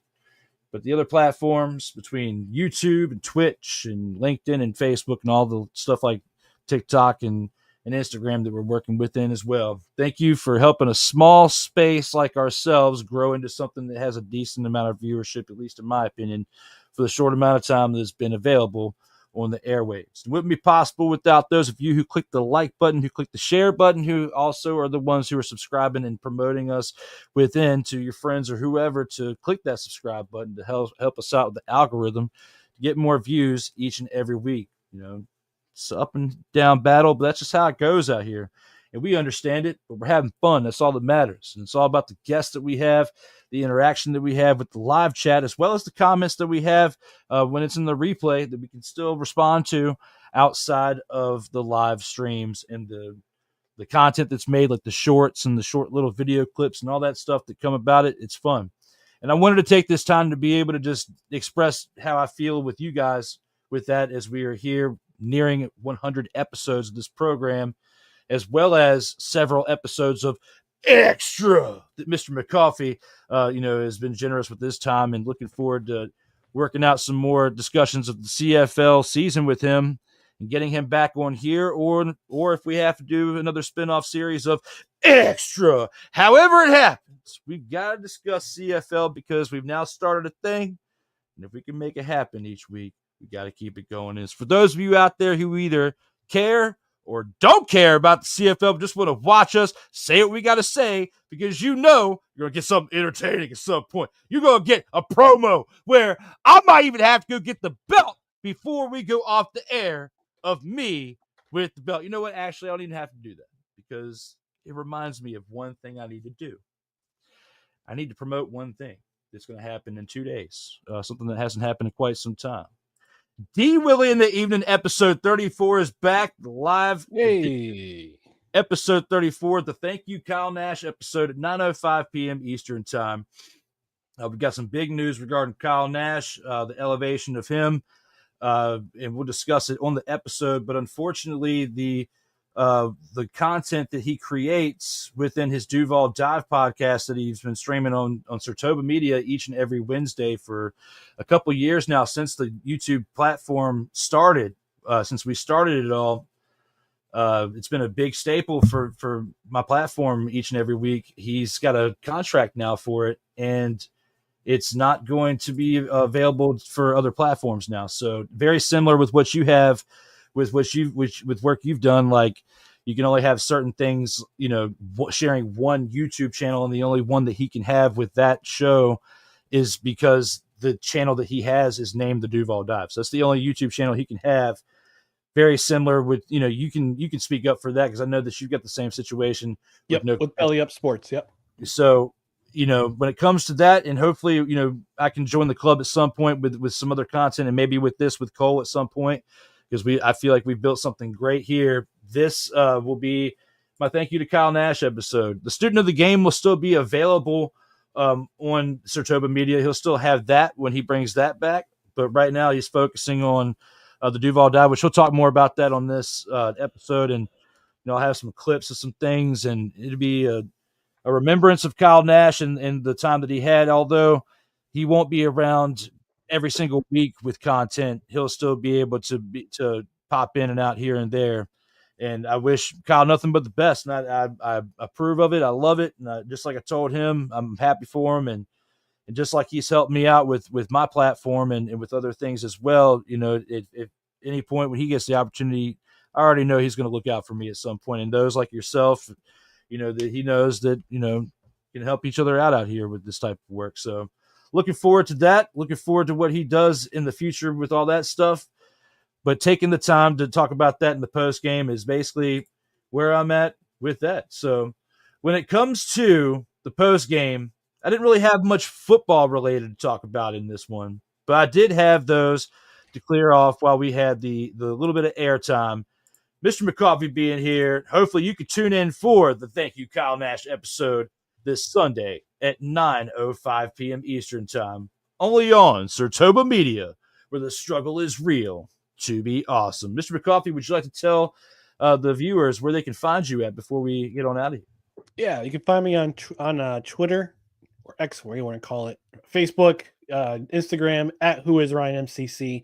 No credentials required. We're on tonight. We're actually on in a little under 20 minutes for our no credentials required happy hour. So after I'm done here, I got to boogie on out, take care of some kitties at my brother's house, and then jump on again with no credentials required. So that's at 8 o'clock. I'm going to push up to 8:15 just because because I have to do it. But we'll be talking with we'll talk a lot of sports. So Tuesdays at 6:30 Eastern, replays on the Belly Up YouTube channel and podcast wherever you find podcasts. And I'm happy to be a part of Total Football Talk on the extra side when we discuss the CFL season starting next week, which will be fun. Well, thanks again, brother. I appreciate it. You taking the time to be in here. Sorry to keep you a little bit over to delay your other show, but it was definitely worth it. We got some people tuning in now, coming in towards the end, but they can definitely check the replay of the past 2 hours in the hour that I had before you and the hour that I had a little bit over with you. So with all that being said, we've got only one more thing to do, is send Mr. McCoffey on out of here the right way. Mr. McCoffey definitely was a great guest here on episode 86 of Total Football Talk. We got two more things we got to cover here before we get on out of here, and that is where you can find Cole. You can find Cole at this flowcode.com/page/host Cole Johnson, my co-host that you find here each and every week, except for this one, which deservingly so, he needs that time off. I would if I were him as well. But you can find him at flowcode.com/page/host Cole Johnson. Then myself, you can find myself at cash.app/dwilly, Instagram.com/Sartoba Media, and of course the X one. You got Facebook, TikTok as well. And of course, there at the bottom, underneath the Facebook, you've got the TikTok and the YouTube, where you're currently watching. Most of you are watching right now on the YouTube channel, currently live since Mr. McCoffey's streams have just not ended. But for myself, we've only got one more thing left to do before we sign on out of here between Comey Media and Sartoba Media's platforms out here, is look at one awesome outro between myself, Roland Solo, out here in these streams. Sorry, there it is. Had to get myself back on up here with that one since Mr. McCoffey rolled out. But for this episode right here, it's definitely been a fun one as we discuss many things within this thumbnail and more for episode 86 of Total Football Talk. I've only got one more thing basically to tell you before one more thing of showing you. And that when it comes to being out here in these streets, when it comes to playing football, when it comes to life, like my man Cole says, keep your head up. And remember, you got to keep playing until the whistle blows. And for myself, that I always tell you, each and every single week, as always, please, until Sunday when I see you again, hopefully, on Sartoba Media. Come on back now, 9:05 p.m. Eastern now, y'all. Please, as always, stay safe out here in these streets and these streams.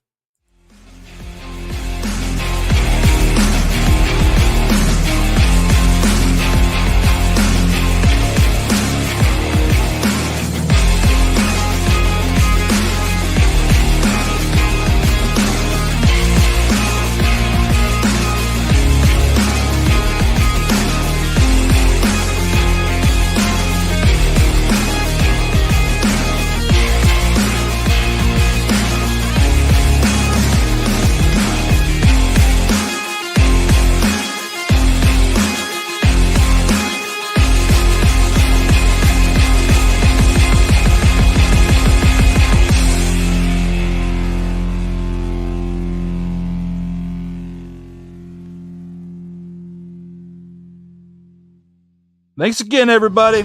See you all next time.